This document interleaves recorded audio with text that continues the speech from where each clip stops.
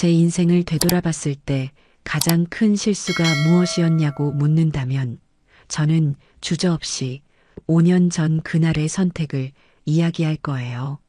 하나밖에 없는 제 아들 대호를 위해서 제 모든 것이나 다름없던 강남의 아파트를 아무런 대가 없이 내주었던 바로 그날의 결정을요. 평생을 허리띠 졸라매고 남들 쉴 때 한 번 더 움직이며 악착같이 모아 마련한 집이었어요. 일찍 세상을 떠난 남편의 빈자리를 채우며 대호 하나만 보고 살아온 제게 그 집은 단순한 벽돌 건물이 아니었죠. 제 젊음과 눈물을 고스란히 바쳐 얻어낸 삶의 훈장 같은 공간이었어요. 그런 소중한 집을 아들 내외가 편히 살도록 내어주고 저는 아무런 연고도 없는 지방의 작은 집으로 터전을 옮겼습니다. 모든 일의 시작은 아들 대호의 전화 한 통이었어요. 어느 날 저녁이었죠. 어머니, 드릴 말씀이 있는데요. 수화기 너머로 들려오는 아들의 목소리가 어딘지 모르게 무겁고 조심스러웠어요. 무슨 일이 있나 싶어 가슴이 철렁 내려앉았죠. 응, 대호야. 무슨 일인데 그래? 그게 아니고요, 어머니. 지민이랑 지우 교육 때문에요. 아무래도 저희는 강남을 떠나면 안 될 것 같아요. 아시잖아요. 요즘 애들 교육이 얼마나 중요한지요. 아들의 말에 며느리 유진이는 기다렸다는 듯이 옆에서 거들었어요. 네, 어머님.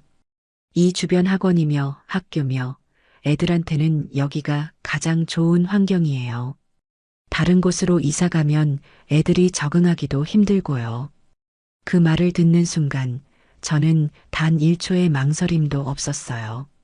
제 금쪽 같은 손주들이 좋은 환경에서 공부하고 남부럽지 않게 잘할 수만 있다면 이 늙은이의 남은 인생이야 어디서 보내면 어떻겠어요. 그게 바로 할머니의 마음이고 또 어미의 마음 아니겠어요? 알겠다. 그럼 너희가 여기서 살아라. 나는 어디 조용한 데 가서 지내면 그만이다. 제 대답에 아들 내외는 세상을 다 얻은 것처럼 기뻐했죠. 정말요, 어머니? 역시 어머니밖에 없으세요. 하며 제 손을 붙잡던 대호의 환한 얼굴이 아직도 눈앞에 서네요. 그렇게 저는 불과 며칠 만에 제 평생이 담긴 짐을 꾸려 정든 서울을 떠났습니다. 처음 몇 달은 낯선 환경에 적응하느라 마음이 허전하고 외로웠지만 그래도 한편으로는 정말 뿌듯했어요. 주말마다 아들 내외가 아이들을 데리고 내려와 적적했던 집안을 웃음소리로 가득 채워주었거든요. 할머니 하고 우르르 달려와 제 품에 안기는 손주들을 보고 있으면 세상의 모든 시름이 봄눈 녹듯 사라지는 기분이었죠. 하지만 그 행복도 그리 길지는 않았어요. 손주들이 초등학교에 들어가고 학원이다 뭐다 바빠지기 시작하면서부터 아들 내외의 발길은 눈에 띄게 뜸해졌어요. 처음에는 애들이 커가면서 바빠져서 그렇겠지 하고 애써 이해하려고 노력했어요. 보고 싶은 마음은 영상통화로 손주들 얼굴을 보는 것으로 달래곤 했죠. 하지만 그것마저도 애들 지금 숙제해야 해서요. 곧 학원 갈 시간이라서요라는 며느리의 차가운 목소리에 10분을 넘기기 어려웠어요. 시간이 흐를수록 제 마음 한편에는 손주들을 향한 그리움과 함께 아들 내외에 대한 서운함이 조금씩 싹트기 시작했습니다. 그러던 어느 날이었어요. 날씨가 유난히 좋던 봄날 오후였죠. 장롱 깊숙이 보관해 두었던 낡은 앨범을 꺼내보는데 아직 아기티를 벗지 못한 지민이와 지우의 사진을 보니 더는 참을 수가 없어지더군요. 이렇게 얼굴 한번 제대로 못 보고 살 거면 내가 왜 그 좋은 집을 내주고 이 먼 곳에 내려와서 혼자 외롭게 지내고 있나 하는 생각이 들었어요. 보고 싶은 마음이 걷잡을 수 없는 파도처럼 밀려오자 저는 더 이상 망설일 수 없었죠. 다음 날 아침 서울로 가는 첫 차를 타기 위해 곧바로 조촐한 짐을 챙겼습니다. 아들 내외에게 미리 연락을 할까 잠시 고민했지만 깜짝 방문으로 기쁘게 해주고 싶은 마음에 일부러 전화를 걸지 않았어요. 아무런 예고 없이 할머니가 짠하고 나타나면 우리 손주 녀석들이 얼마나 좋아할까? 그 모습을 상상하는 것만으로도 입가에 저절로 미소가 번졌죠. 손주들이 좋아하는 과자와 간식거리를 사서 가방에 넣는 내내 제 마음은 이미 강남의 아들 집에 가 있었어요. 몇 시간을 달려 도착한 서울은 여전히 분주하고 활기찼어요. 높다란 빌딩 숲 사이로 제가 살던 아파트 단지가 눈에 들어오자 마치 오랫동안 떠나있던 고향집에 돌아온 것처럼 가슴이 쿵쾅거리기 시작했어요. 아파트 입구 화단에는 제가 떠나기 전 직접 심었던 철쭉이 올해도 어김없이 활짝 피어 저를 반겨주더군요. 그걸 보니 괜스레 코끝이 찡해져 왔어요. 모든 것이 너무나 익숙하고 정겨웠죠. 익숙하게 공동 현관 비밀번호를 누르고 엘리베이터에 몸을 실었어요. 15층 버튼을 누르는 손끝이 설렘으로 살짝 떨렸어요. 제 마음은 이미 할머니 하고 달려나올 손주들을 품에 가득 안고 있었습니다. 딩동. 드디어 익숙한 현관문 앞에 서서 초종을 눌렀어요. 금방이라도 문이 활짝 열리며 아이들의 웃음소리가 터져 나올 것 같아 문에 가만히 귀를 기울였죠. 하지만 예상과 달리 집안은 이상할 정도로 조용했어요. 아, 맞다. 평일 낮이니 아이들은 학교에 갔겠구나. 그래도 며느리 유진이는 집에 있을 텐데 하는 생각에 다시 한번 초인종을 힘주어 눌렀습니다. 잠시 후 인터폰 스피커에서 지지직거리는 잡음과 함께 목소리가 들려왔어요.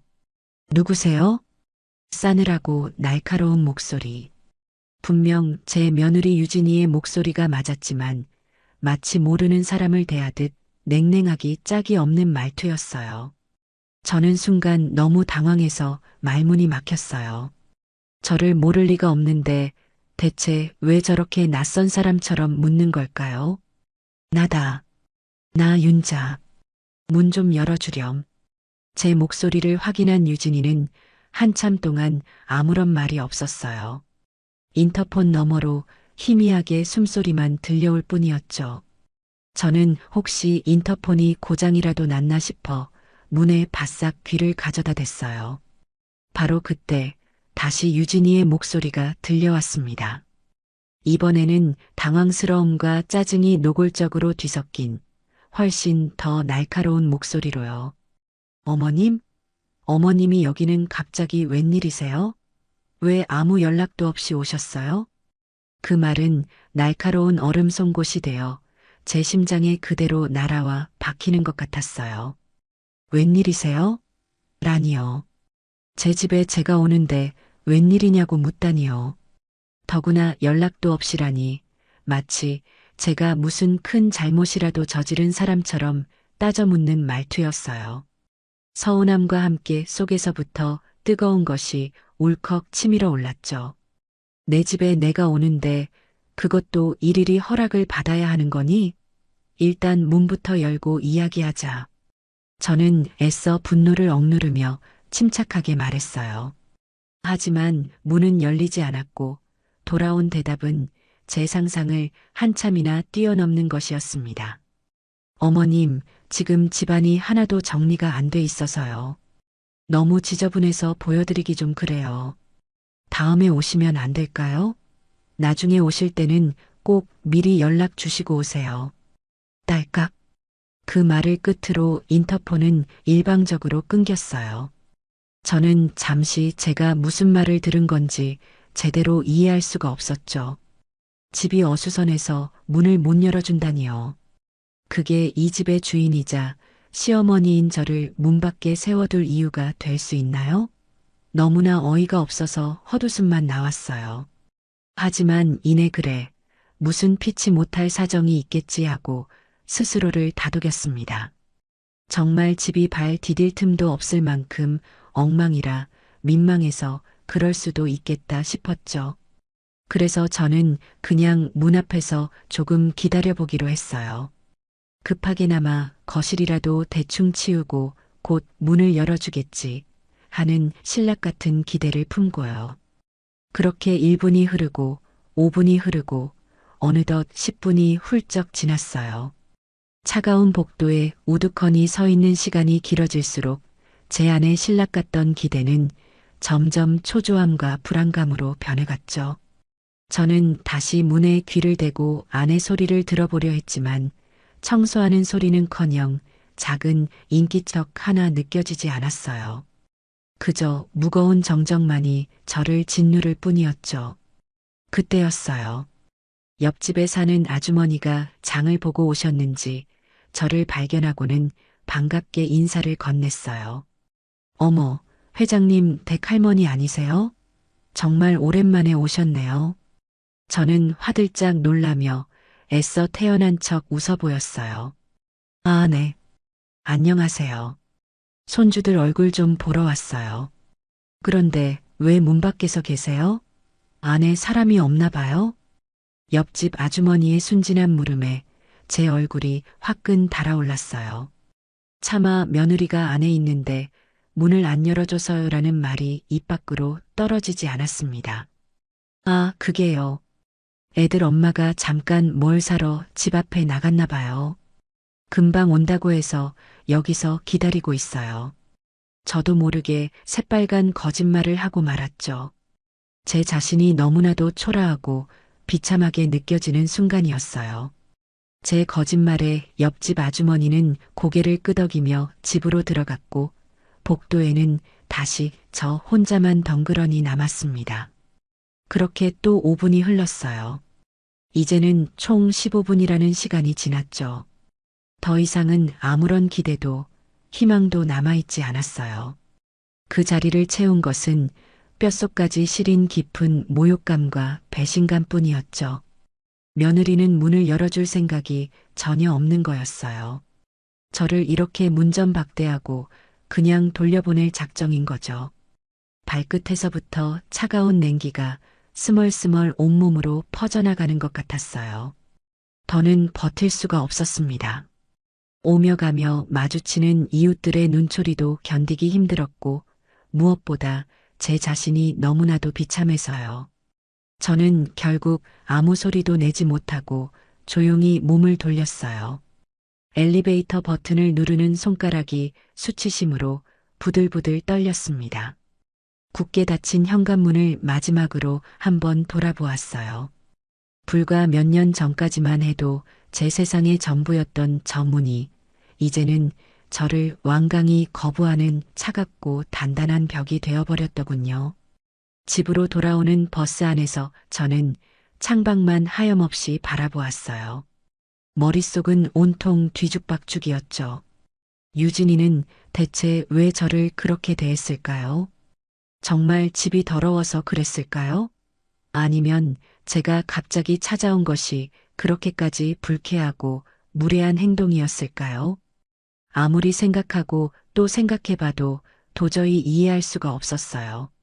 하지만 그보다 더 제 마음을 아프게 짓누른 것은 아들 대호에 대한 원망이었습니다. 우리 아들은 이 사실을 알기나 할까? 만약 안다면 제 엄마가 이런 취급을 당했는데도 가만히 있는 걸까? 온갖 씁쓸한 생각들이 꼬리에 꼬리를 물고 저를 괴롭혔어요. 지방의 작은 집에 도착하자마자 저는 한참을 망설이다 결국 대호에게 전화를 걸었어요. 당장이라도 소리치며 따지고 싶은 마음과 그래도 하나뿐인 아들이니 분명 무슨 사정이 있었을 거라고 믿고 싶은 마음이 세차게 충돌했죠. 몇 번의 긴 신호음 끝에 대호가 전화를 받았습니다. 엄마. 웬일이야, 이 시간에? 아들의 목소리는 아무것도 모르는 사람처럼 평소와 다름없이 밝게만 들렸어요. 저는 깊게 심호흡을 한번 하고 오늘 있었던 일을 최대한 차분하게 설명하기 시작했어요. 유진이가 인터폰으로 어떻게 말했고 제가 무려 15분이나 차가운 복도에서 기다리다 결국 발길을 돌려야 했다는 사실까지요. 제 이야기를 다 들은 대호는 잠시 말이 없었어요. 저는 아들이 제 마음을 조금이라도 알아주고 제 편이 되어 유진이를 나무라주길 간절히 바랐어요. 엄마, 정말 미안해. 유진이가 생각이 짧았네. 내가 대신 사과할게와 같은 따뜻한 위로의 말을 기대했던 것 같아요. 하지만 제 마지막 기대는 산산조각이 나고 말았습니다. 아, 엄마. 그 일 때문에 유진이랑 통화했어. 오늘 감기 기운이 너무 심해서 하루 종일 끙끙 앓아누워 있었나 봐. 그래서 그랬던 모양이야. 엄마 올 줄 알았으면 약이라도 챙겨 먹고 일어났을 텐데 갑자기 와서 자기도 너무 당황했대. 저는 제 귀를 의심했어요. 감기 기운이 심해서 문을 못 열어준다니요. 아파서 꼼짝도 못할 정도였다면 오히려 어머님, 제가 몸이 너무 안 좋아서요. 문 열어드릴 힘도 없네요. 정말 죄송해요라고 솔직하게 말하는 것이 상식 아닌가요? 집이 지저분하다는 핑계는 또 뭐였고요. 앞뒤가 전혀 맞지 않는 너무나도 어설픈 변명이었어요. 무엇보다 저를 참을 수 없게 만든 것은 아들이 단 한순간도 제 입장에서 생각해주지 않는다는 사실이었어요. 그래도 그렇지, 어떻게 시어머니를 15분이나 문 밖에 세워둘 수가 있니? 아프면 아프다고 솔직하게 말을 했어야 할 거 아니야. 아이, 엄마도 좀 이해해줘. 아픈 사람한테 뭘 그렇게까지 서운해해. 그리고 엄마도 앞으로는 그냥 불쑥 찾아가지 말고 오기 전에 미리 연락 한번 하고 와. 유진이도 손님 맞을 준비할 시간이 필요하잖아. 아들의 말은 겉보기엔 부드러웠지만 그 속에는 분명한 가시가 날카롭게 박혀 있었어요. 모든 책임이 미리 연락하지 않고 찾아간 제게 있다는 듯한 말투였죠. 그리고 준비할 시간이 필요하다는 말은 또 무슨 뜻일까요? 제가 무슨 불시에 검문이라도 나가는 성가신 손님인가요? 서러운 마음에 저도 모르게 목소리가 격앙되었어요. 준비는 도저히 무슨 준비를 한다는 거니? 거기가 원래 내 집인데 내가 내 집에 가는데 왜 며느리 눈치까지 보면서 허락을 받아야 하냐고. 그 순간 전화기 너머로 아들의 깊은 한숨 소리가 들려왔어요. 그리고 이어진 아들의 말은 제 남은 인생을 통째로 뒤흔들어 버리는 세상에서 가장 잔인한 한마디가 되었습니다. 엄마, 그 집 이제 우리한테 주신 집 아니야? 왜 자꾸 엄마 집이라고 그래? 엄마가 그렇게 말씀하시면 유진이가 얼마나 부담스러워하는지 알아? 쿵. 제 심장이 저 아래 까마득한 바닥으로 떨어지는 소리가 들리는 것 같았어요. 우리한테 주신 집. 왜 자꾸 엄마 집이라고 그래? 제 아들의 입에서 나온 말이라고는 도저히 믿을 수가 없었죠. 저는 단 한 번도 그 집을 아들에게 주었다고 생각한 적이 없어요. 그저 아들 내외가 손주들 키우며 편안하게 살 수 있도록 빌려준 것이라고, 잠시 맡겨둔 것이라고만 생각했죠. 그런데 제 아들은 이미 그 집을 자신의 완전한 소유라고 생각하고 있었던 거예요. 그리고 이제 제 존재는 그 집에 대한 권리를 주장하는 부담스럽고 거추장스러운 과거일 뿐이었던 거죠. 전화기를 들고 있던 손이 힘없이 아래로 툭 떨어졌어요. 더 이상 아들과 무슨 말을 할 수 있을까요? 제 아들은 더 이상 제 아들이 아니었어요.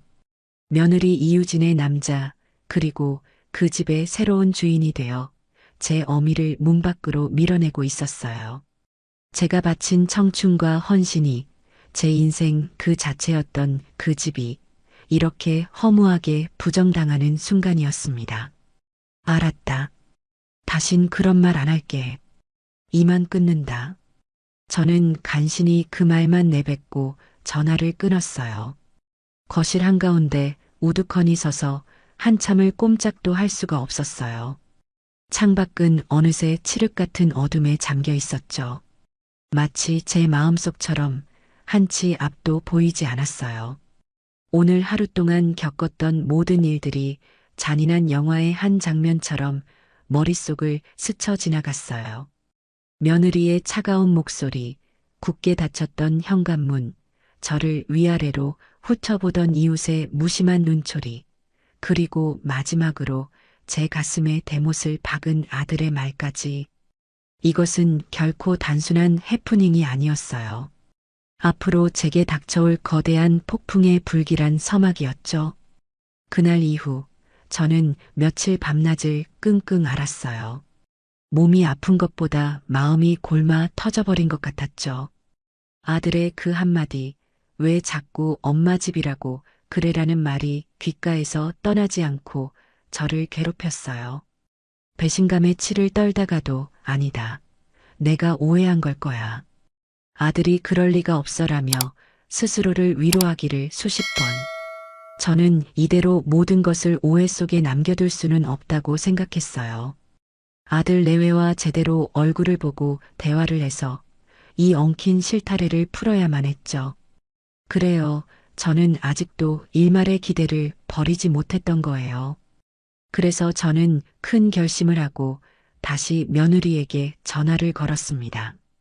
아들의 말대로 이번에는 미리 연락을 하기로 한 거죠. 그것이 그들이 정한 규칙이라면 일단은 따라주기로 했어요. 수화기를 들고 유진이의 번호를 누르는 손가락이 천근만근 무거웠지만 저는 숨을 한번 크게 고르고 통화 버튼을 눌렀습니다. 여보세요. 여전히 아무런 감정도 실려 있지 않은 사무적인 며느리의 목소리가 들려왔어요. 나다 유진아. 네, 어머님. 무슨 일이세요? 제 목소리를 확인하고도 며느리의 목소리에는 조금의 변화도 없었어요. 저는 애써 다정한 목소리를 꾸며내며 말했어요. 다른 게 아니고 내가 이번 주 토요일에 너희 집에 한번 가려고 하는데 괜찮겠니? 우리 지민이 지우 얼굴 본 지도 너무 오래된 것 같아서. 제 딴에는 최대한 저자세로 며느리의 허락을 구하는 듯한 말투로 물었어요. 전화기 너머로 잠시 침묵이 흘렀어요. 유진이가 달력을 확인하는 건지 아니면 또 무슨 핑계를 댈까 고민하는 건지 알 수 없었죠. 제 심장이 조마조마하게 뛰었어요. 토요일이요? 글쎄요. 그날 저희 약속이 있었던 것 같은데. 잠깐만요. 잠시 후 유진이가 다시 입을 열었어요. 네, 토요일 오전에 오세요. 오후에는 저희 외출해야 하거든요. 오전에 잠깐 시간 될 것 같아요. 시간이 될 것 같다는 말이 꼭 자기가 시간을 내어준다는 듯한 뉘앙스라 기분이 상했지만 저는 꾹 참았어요. 방문을 허락해 준 것만으로도 감지덕지해야 할 판이었으니까요. 그래, 알았다. 그럼 토요일 오전에 갈게. 필요한 거라도 있니? 반찬이라도 좀 해갈까? 아니요, 괜찮아요. 아무것도 사오지 마세요. 그냥 몸만 오세요. 그렇게 전화는 허무하게 끊겼습니다. 전화를 끊고 나서도 저는 한참 동안 씁쓸한 마음을 감출 수가 없었어요. 그래도 이게 어디예요? 문전박대를 당했던 지난번과는 달리 이번에는 정식으로 약속을 잡은 셈이니까요. 저는 남은 며칠 동안 애써 긍정적인 생각만 하기로 마음먹었어요. 그래, 지난번에는 내가 갑자기 찾아가서 유진이도 당황해서 그랬을 거야. 이번에는 다를 거야. 약속한 토요일이 되기까지 남은 3일 동안 저는 시장을 몇 번이나 오갔는지 몰라요. 아무것도 사오지 말라는 며느리의 말이 귓가에 맴돌았지만 어떻게 빈손으로 갈 수가 있겠어요. 손주들이 좋아하는 동그랑땡을 만들고 아들이 좋아하는 잡채도 했어요. 며느리가 좋아할지는 모르겠지만 제 딴에는 정성을 다해 나물이며 밑반찬 몇 가지를 더 만들었죠. 냉장고에 차곡차곡 쌓여가는 반찬통들을 보며 제 마음도 조금은 누그러지는 것 같았어요. 이 음식을 받고 기뻐할 아들 내외와 손주들의 얼굴을 떠올리며 지난번의 상처를 애써 지워나갔습니다. 드디어 약속한 토요일 아침이 밝았어요. 저는 새벽같이 일어나 단정하게 옷을 차려입고 밤새 정성껏 만든 음식들을 아이스박스에 담았어요. 혹시라도 늦을까봐 이른 아침부터 서둘러 서울로 향하는 버스에 몸을 실었죠. 차창 밖으로 스쳐 지나가는 풍경을 보며 오늘은 부디 아무 일 없이 웃으며 돌아올 수 있기를 하고 마음속으로 수없이 기도했어요. 하지만 제 그런 간절한 바람은 아파트 입구에 도착하자마자 불안감으로 바뀌기 시작했어요. 지난번에 그 차가운 기억이 되살아나면서 괜히 심장이 두근거렸거든요. 저는 애써 마음을 다잡고 엘리베이터에 올라탔어요. 15층에 도착해 현관문 앞에 서자 저도 모르게 숨을 한번 크게 고르게 되더군요. 딩동. 약속한 시간보다 조금 이르게 도착했지만 그래도 미리 연락을 했으니 금방 문을 열어줄 거라고 생각했어요. 그러나 이번에도 역시나 문은 바로 열리지 않았습니다. 1분, 2분, 시간이 흐를수록 제 손에 들린 아이스박스가 점점 더 무겁게 느껴졌어요. 대체 안에서 뭘 하길래 이렇게 문을 늦게 여는 걸까? 초조한 마음에 다시 한번 초인종을 누르려던 순간이었어요. 인터폰이 지지직거리며 켜졌죠. 누구세요? 나다. 그제야 유진이는 어머님이요. 잠깐만요 하더니 그 후로도 한참이나 저를 문 밖에 세워두었어요. 5분이 지나고 거의 10분이 다 되어서야 현관문 디지털 도어록 해제되는 소리가 들렸죠. 철컥 하고 문이 열렸지만 며느리 유진이는 문을 활짝 열어주지 않았어요. 딱 제 몸 하나 겨우 들어갈 수 있을 만큼만 문을 열고는 저를 위아래로 훑어보았죠. 어머님, 일찍 오셨네요. 아직 준비가 덜 됐는데. 마치 제가 약속 시간을 어기고 멋대로 찾아온 불청객이라도 되는 것처럼 말하는 며느리의 태도에 말문이 막혔어요. 저는 들고 있던 아이스박스를 안으로 들여놓으려 현관 안으로 한 발짝 들어섰습니다. 바로 그때였어요. 어머님, 신발은 거기 벗어두고 들어오세요. 현관 타일에만 두시고요. 거실 바닥 긁히니까요. 유진이가 날카롭게 소리쳤어요. 저는 들어서려던 발을 어색하게 거두며 현관 타일 위에 신발을 벗어두었어요. 제 평생 누구 집에 가서 이런 취급을 받아본 적이 있었던가요? 하지만 이게 시작에 불과했다는 것을 저는 그때는 미처 알지 못했죠. 제가 거실로 들어서려고 하자 유진이는 또다시 저를 막아섰어요. 그러고는 현관 신발장 구석에서 뽀얀 털이 달린 손님용 슬리퍼를 꺼내 제 발밑에 툭 던져주었죠. 어머님, 이거 신으세요. 어제 거실 바닥 왁스칠새로 싹 했거든요. 맨발로 다니시면 발자국 남아서요. 저는 아무 말도 못하고 유진이가 던져준 슬리퍼로 어색하게 발을 옮겼어요. 거실에 들어서는 순간 저는 제 눈을 의심했어요. 불과 몇 년 전까지 제가 살던 집이 맞나 싶을 정도로 모든 것이 변해 있었거든요. 제가 아끼던 짙은 갈색의 가죽 소파는 온데간데였고 그 자리에는 새하얀 천으로 된 소파가 놓여 있었어요. 거실 바닥은 어찌나 반짝이게 닦아놓았는지 제 얼굴이 다 비칠 정도였죠. 온통 하얗고 반짝이는 마치 모델하우스처럼 꾸며진 집은 너무나도 낯설고 차갑게만 느껴졌어요. 제 손때와 추억이 묻어있던 공간은 이제 어디에도 남아있지 않았습니다. 집이 아주 깨끗하구나. 저는 어색한 분위기를 풀어보려 애써 칭찬을 건넸어요. 그러자 유진이는 기다렸다는 듯이 자랑을 늘어놓기 시작했죠. 네, 제가 좀 깔끔한 성격이라서요. 매일 아침 저녁으로 청소하고 일주일에 한 번씩은 꼭 대청소해요. 물건들도 제자리에 없으면 못 견디는 성격이거든요.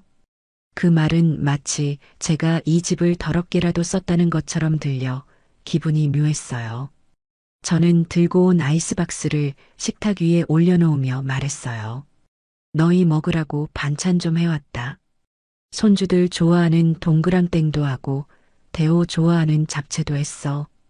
그러자 유진이는 인상을 살짝 찌푸리며 아이스박스를 열어보지도 않고 말했어요. 어머님, 제가 그냥 오시라고 말씀드렸잖아요. 요즘 저희 집 냉장고 꽉 차서 넣을 자리도 없어요. 그리고 저희는 유기농 아니면 잘 안 먹어서요. 그냥 다시 가져가세요. 저는 제 귀를 의심했어요.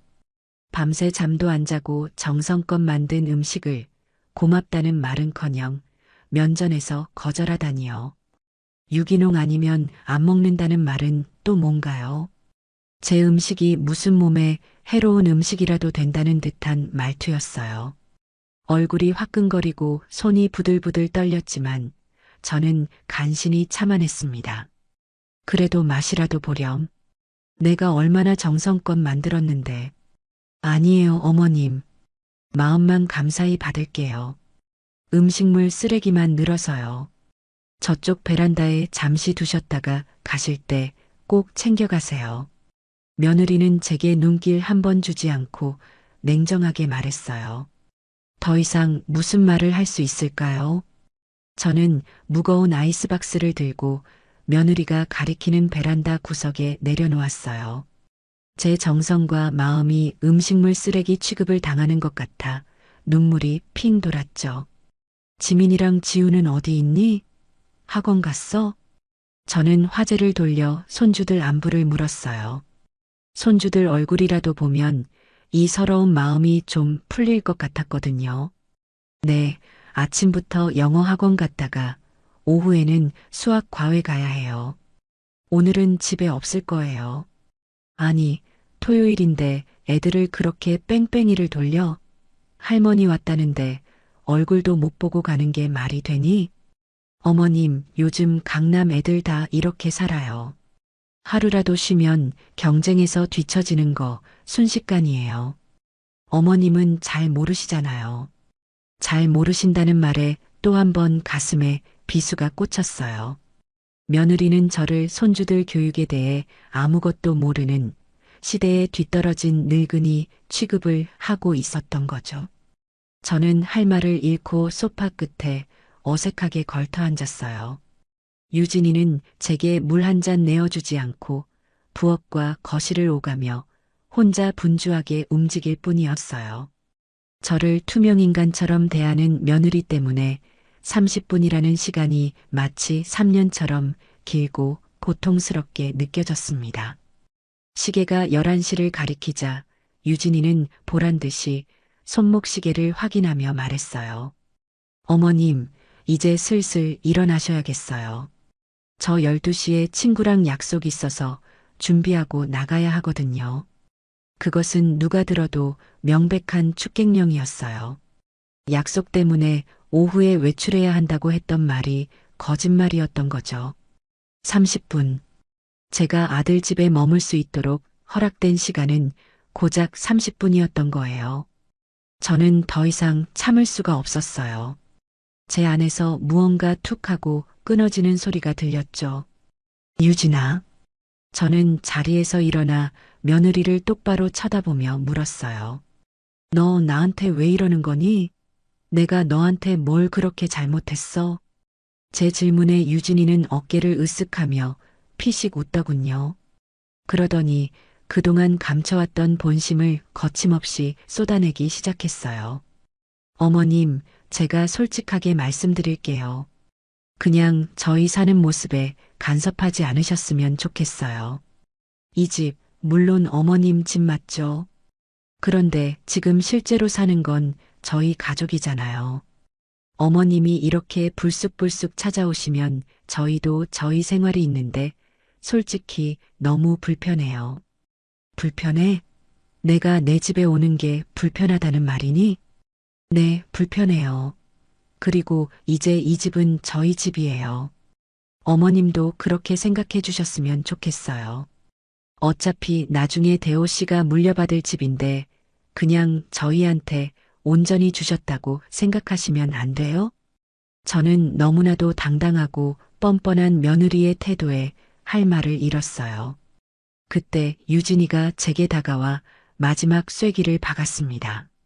그러니까 다음부터는 그냥 오지 마세요. 오늘처럼 연락하고 오셔도 저 바쁘면 못 받을 수도 있을 거예요. 이제 아셨죠? 그 말을 끝으로 유진이는 현관문을 활짝 열고 제가 나가기만을 기다렸어요. 저는 아무런 말도 아무런 저항도 하지 못하고 멍하니 서 있었어요. 그리고는 제가 가져왔던 아이스박스를 챙겨 들고 유진이가 열어놓은 문을 통해 쫓겨나듯 집을 나섰습니다. 현관문이 제 등 뒤에서 소름 끼치도록 차갑게 닫히는 순간 저는 깨달았어요. 이것은 단순한 갈등이 아니라 제 모든 것을 빼앗으려는 명백한 전쟁의 시작이라는 것을요.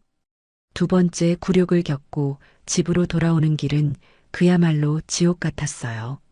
며느리의 마지막 말, 다음부터는 그냥 오지 마세요라는 그 차갑고 날선 목소리가 제 머릿속을 떠나지 않았죠. 지난번에는 아들이라도 두둔해 주었지만 이번에는 빼도 박도 못하는 명백한 거절이었어요. 간섭하지 마세요. 저희 집이에요. 며느리의 말 한마디 한마디가 날카로운 파편이 되어 제 심장을 헤집는 것 같았죠. 버스 창문에 비친 제 얼굴은 핏기 하나 없이 초췌하기 짝이 없었어요. 대체 왜 저렇게까지 하는 걸까? 집에 돌아와서도 며칠 동안 그 생각에서 벗어날 수가 없었어요. 단순히 시어머니의 방문이 불편해서라고 하기에는 며느리의 태도는 도를 한참 넘어선 것이었어요. 마치 제가 그 집에 발을 들이면 안 되는 무슨 큰 이유라도 있는 사람처럼 저를 필사적으로 막는다는 느낌을 지울 수가 없었죠. 처음에는 분노와 서러움에 아무 생각도 할 수 없었지만 시간이 조금 지나고 감정이 가라앉아 머리가 차갑게 식기 시작했어요. 그리고 마음 한구석에서 불길한 의심이 고개를 들기 시작했습니다. 무언가 이상했어요. 제가 모르는 무언가가 저 집에서 벌어지고 있다는 강한 예감이 들었죠. 저는 이대로 당하고만 있을 수는 없다고 생각했어요. 며느리가 왜 저렇게까지 저를 막아서는지 그 이유를 제 눈으로 직접 확인해야만 했죠. 그때부터였어요. 제 인생에서 단 한 번도 해본 적 없는 마치 탐정 같은 조사를 저 혼자서 시작하게 된 것이요.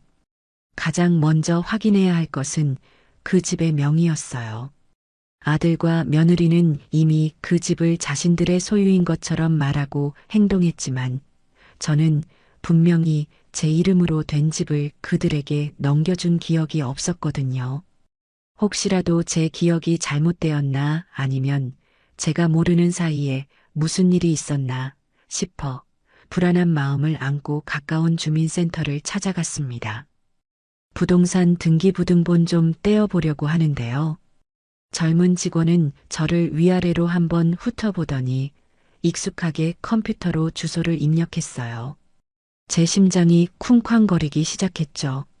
모니터 화면에 무슨 글자가 나타날지 두 눈을 똑바로 뜨고 쳐다볼 자신이 없었어요. 잠시 후 프린터에서 따끈따끈한 서류 한 장이 출력되어 나왔습니다.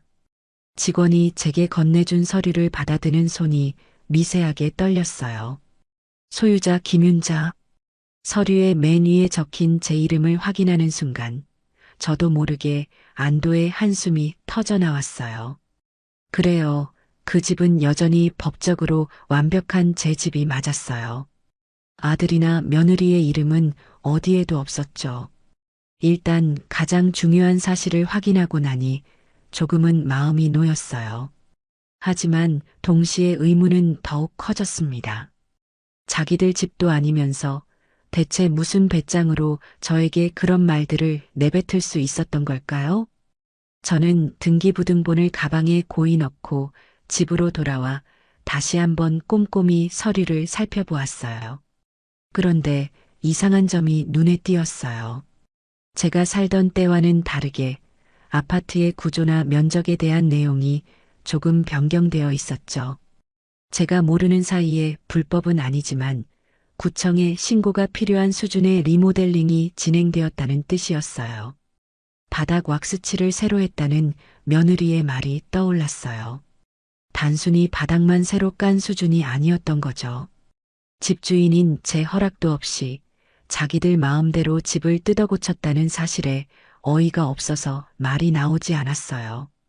끓어오르는 분노를 간신히 억누르며 저는 다음 단계로 넘어가기로 했습니다. 며칠 후 저는 핑계를 만들어 다시 서울로 향했어요. 병원 진료가 있다는 거짓말을 하고 아침 일찍 집을 나섰죠.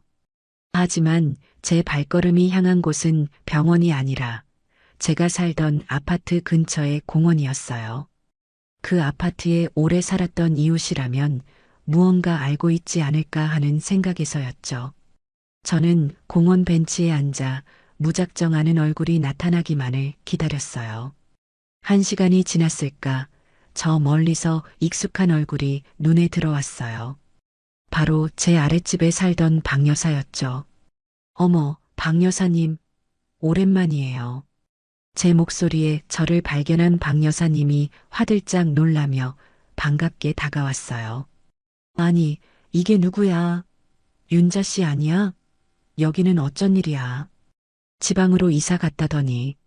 네, 볼 일이 좀 있어서요. 잘 지내셨어요? 저희는 한참 동안 서로의 안부를 물으며 회포를 풀었어요. 그리고 저는 조심스럽게 본론을 꺼냈습니다. 저기, 박 여사님, 혹시 우리 아들 내외 요즘 어떻게 지내는지 아세요? 제가 통 연락이 잘 안 돼서요. 제 질문에 박 여사님은 기다렸다는 듯이 입을 열었어요. 아이고, 말도 마. 얼마나 잘 지내는데. 윤자 씨 며느리 아주 이 동네에서 여왕처럼 하고 다녀. 이 집이 자기 집이라고 아주 동네방네 자랑을 하고 다니잖아. 박 여사님의 말에 제 심장이 쿵 내려앉는 것 같았어요. 자기 집이라고요? 그럼. 얼마 전에는 집 리모델링 싹 했다고 우리 부녀의 사람들 다 불러서 집들이도 했어. 돈을 몇 천만 원이나 들였다나 뭐라나. 아주 입이 귀에 걸렸더라고. 열심히 살았더니 강남에 제 이름으로 된 집도 갖게 되네요 하면서 말이야. 저는 아무 말도 할 수가 없었어요. 며느리가 제 등 뒤에서 그런 거짓말을 하고 다니고 있었다니요. 박 여사님은 제 표정이 굳어지는 것도 모른 채 계속해서 말을 이어갔어요. 그리고 요즘은 집에 사람들도 엄청 자주 불러. 밤늦게까지 시끄럽게 파티 같은 것도 자주 하고 젊은 사람들이라 그런지 아주 신나게들 살더라고. 몇 번 시끄러워서 민원을 넣을까 하다가 그래도 윤자 씨 아들 생각해서 참았지. 모든 퍼즐 조각이 맞춰지는 순간이었어요. 며느리가 저를 그토록 필사적으로 막았던 이유. 그것은 바로 자신의 거짓말이 탄로 날까봐 두려웠기 때문이었던 거죠.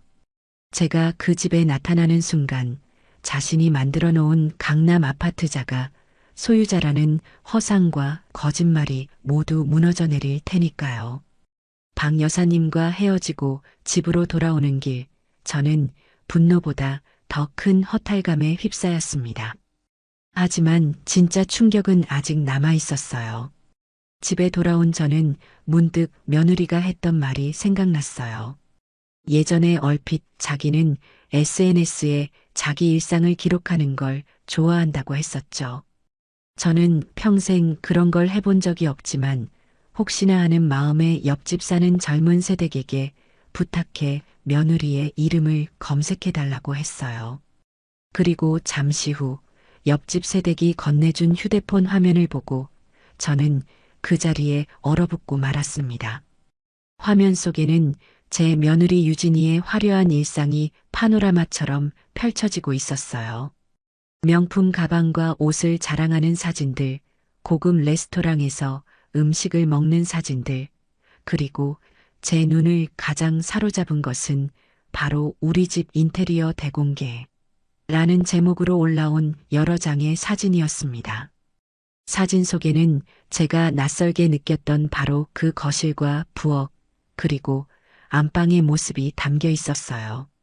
3천만 원을 투자한 저희 부부의 스위트홈, 어떤가요? 매일 호텔에서 사는 기분이에요. 사진 밑에 적힌 글을 읽는 순간 피가 거꾸로 솟는 것 같았어요. 제 허락도 없이 뜯어 고친 집을 자기들의 스위트홈이라고 부르다니요.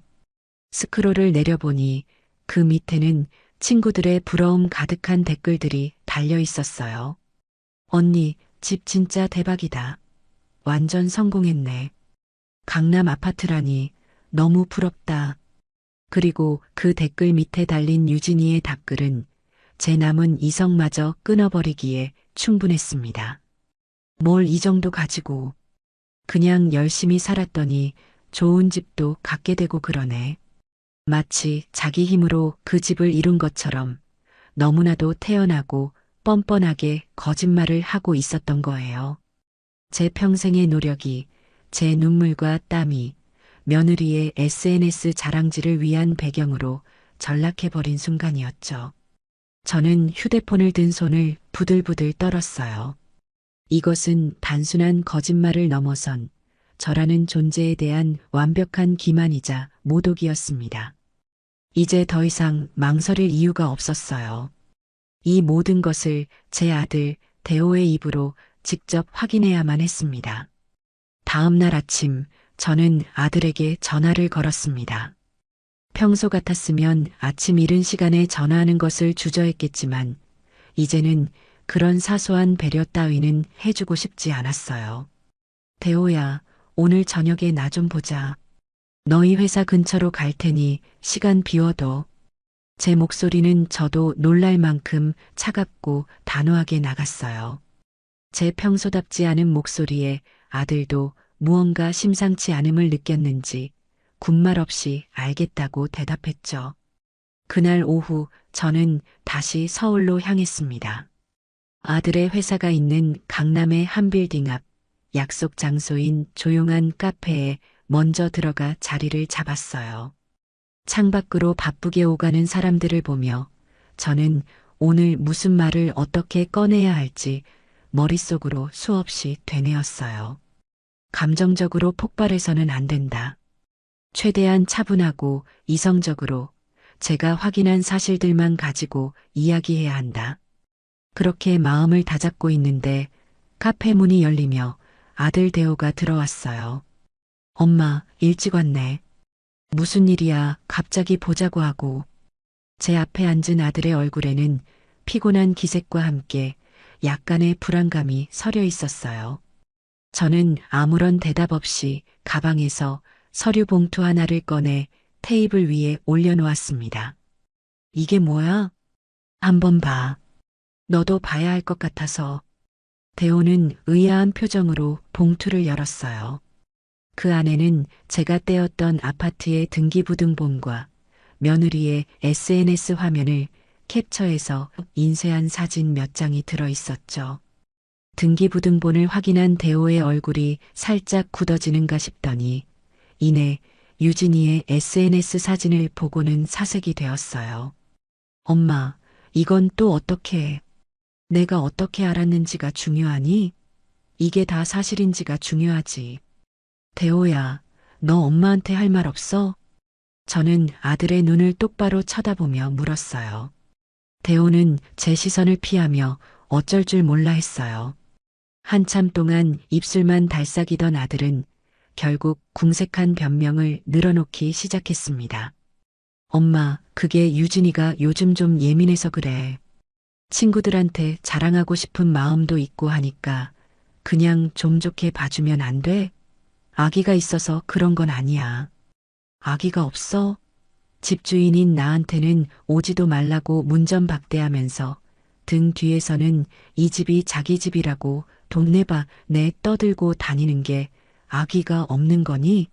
그리고 이 리모델링은 또 뭐야? 이거 하는데 돈이 한두 푼 든 게 아닐 텐데. 누구 허락받고 집을 이렇게 다 뜯어 고친 거야? 제 추궁의 대호는 더 이상 말을 잇지 못하고 고개를 숙였어요. 제가 모든 것을 알고 있다는 사실에 더는 변명도 통하지 않는다고 생각했겠죠. 저는 마지막 남은 희망을 걸고 아들에게 물었습니다. 너는 정말 몰랐니? 유진이가 이러고 다니는 거 정말 몰랐어? 제발 몰랐다고 말해주길 바랐어요. 아내의 잘못된 행동을 미처 알지 못했다고, 알았다면 당장 뜯어말렸을 거라고 말해주길 바랐죠. 하지만 아들의 입에서 나온 대답은 제 마지막 희망마저 산산조각 내버렸습니다. 알고 있었어, 엄마. 미안해. 알고 있었다니. 알고 있었으면서도 자기 아내가 제게 그런 모욕을 주고 제 존재를 지워나가는 것을 그저 방관하고 있었다니요. 저는 너무나 큰 충격과 배신감에 잠시 말을 잃었어요. 온몸에서 힘이 빠져나가는 것 같았죠. 그때 고개를 숙이고 있던 아들이 어렵게 입을 열기 시작했어요. 그 입으로 털어놓은 이야기는 더욱 기가 막힌 것이었습니다. 엄마, 사실은 유진이가 그 집 명의를 자기 앞으로 바꿔달라고 계속 얘기하고 있어. 뭐? 명의를 바꿔달라고? 응. 유진이 말로는 어차피 나중에 우리 집이 될 거니까 미리 증여를 해달라고 하더라고. 그래야 자기도 마음 편하게 이 집을 자기 집처럼 꾸미고 살 수 있을 것 같다고. 저는 제 귀를 의심했어요. 이제는 아예 집을 통째로 삼키려는 속셈이었던 거예요. 제가 그 집에 드나드는 것을 막았던 것도, 집을 자기 마음대로 뜯어고쳤던 것도 모두 이 집을 완전히 자기 것으로 만들기 위한 계획의 일부였던 거죠. 그래서 너는 뭐라고 했는데? 설마 거기에 동조한 건 아니지? 저는 떨리는 목소리로 물었어요. 아들이 고개를 들고 저를 바라보았어요. 그 눈빛은 더 이상 제가 알던 착하고 순한 아들의 눈빛이 아니었어요. 욕심과 이기심, 그리고 아내에 대한 맹목적인 믿음으로 가득 차 있었죠. 그리고 마침내 아들은 제 가슴에 가장 크고 깊은 상처를 남기는 말을 내뱉고야 말았습니다. 엄마, 그냥 유진이가 원하는 대로 해주시면 안 돼? 엄마 말대로 어차피 나중에 다 내 재산이 될 거잖아. 그냥 좀 일찍 준다고 생각하면 안 될까? 그래야 우리 유진이도 마음 편하고 우리 가족도 더는 엄마 눈치 안 보고 행복하게 살 수 있을 것 같아. 저는 그 말을 듣는 순간 제 안에 무언가가 완전히 무너져 내리는 것을 느꼈어요. 엄마 눈치 안 보고 행복하게 살 수 있을 것 같다니. 제 존재가 아들 가족의 행복을 가로막는 장애물이라는 말과 다름없었죠. 아들은 이미 오래전에 며느리의 편에 서서 저를 어떻게 하면 자신의 인생에서 밀어낼 수 있을까만 고민하고 있었던 거예요. 제가 평생을 바쳐 키운 아들이 이제는 제 전부를 내놓으라고 아무렇지 않게 요구하고 있었어요. 모든 것을 깨달은 순간 신기하게도 눈물이 나지 않았어요. 대신 차가운 분노와 함께 서늘한 결심이 제 마음속에 자리 잡았죠. 더 이상 이들을 위해 희생하고 상처받을 필요가 없었어요. 이들에게 저는 더 이상 어머니가 아니었으니까요. 저는 자리에서 조용히 일어났어요. 멍하니 저를 올려다보는 아들을 향해 저는 제 평생 가장 차가운 목소리로 말했습니다. 알았다. 너희 뜻이 정 그렇다면 엄마가 결정할게. 그리고 저는 아무런 미련 없이 카페를 걸어 나왔어요. 등 뒤에서 저를 부르는 아들의 목소리가 들리는 것 같았지만 단 한 번도 돌아보지 않았습니다. 그날부로 제 인생에서 김대호라는 아들은 지워졌어요. 이제 남은 것은 오롯이 제 인생을 되찾기 위한 싸움뿐이었습니다. 지방의 작은 집에 돌아온 저는 며칠 동안 아무것도 하지 않고 조용히 지냈어요. 마치 다가올 폭풍을 앞둔 전사의 휴식처럼 제 안의 모든 것을 비워내고 앞으로 해야 할 일들을 차분히 정리하는 시간이 필요했거든요. 아들에게서는 몇 번이고 전화가 걸려왔지만 저는 단 한 번도 받지 않았습니다. 무슨 말을 할지는 불 보듯 뻔했으니까요. 엄마, 제가 잘못했어요. 다시 생각해 주세요. 하지만 그 말 속에 진정한 반성이나 뉘우침이 없다는 것을 저는 이미 알아버렸어요. 그저 제 재산을 탐내는 욕심과 안락한 삶을 잃을지도 모른다는 불안감에서 비롯된 가식적인 애원일 뿐이었죠.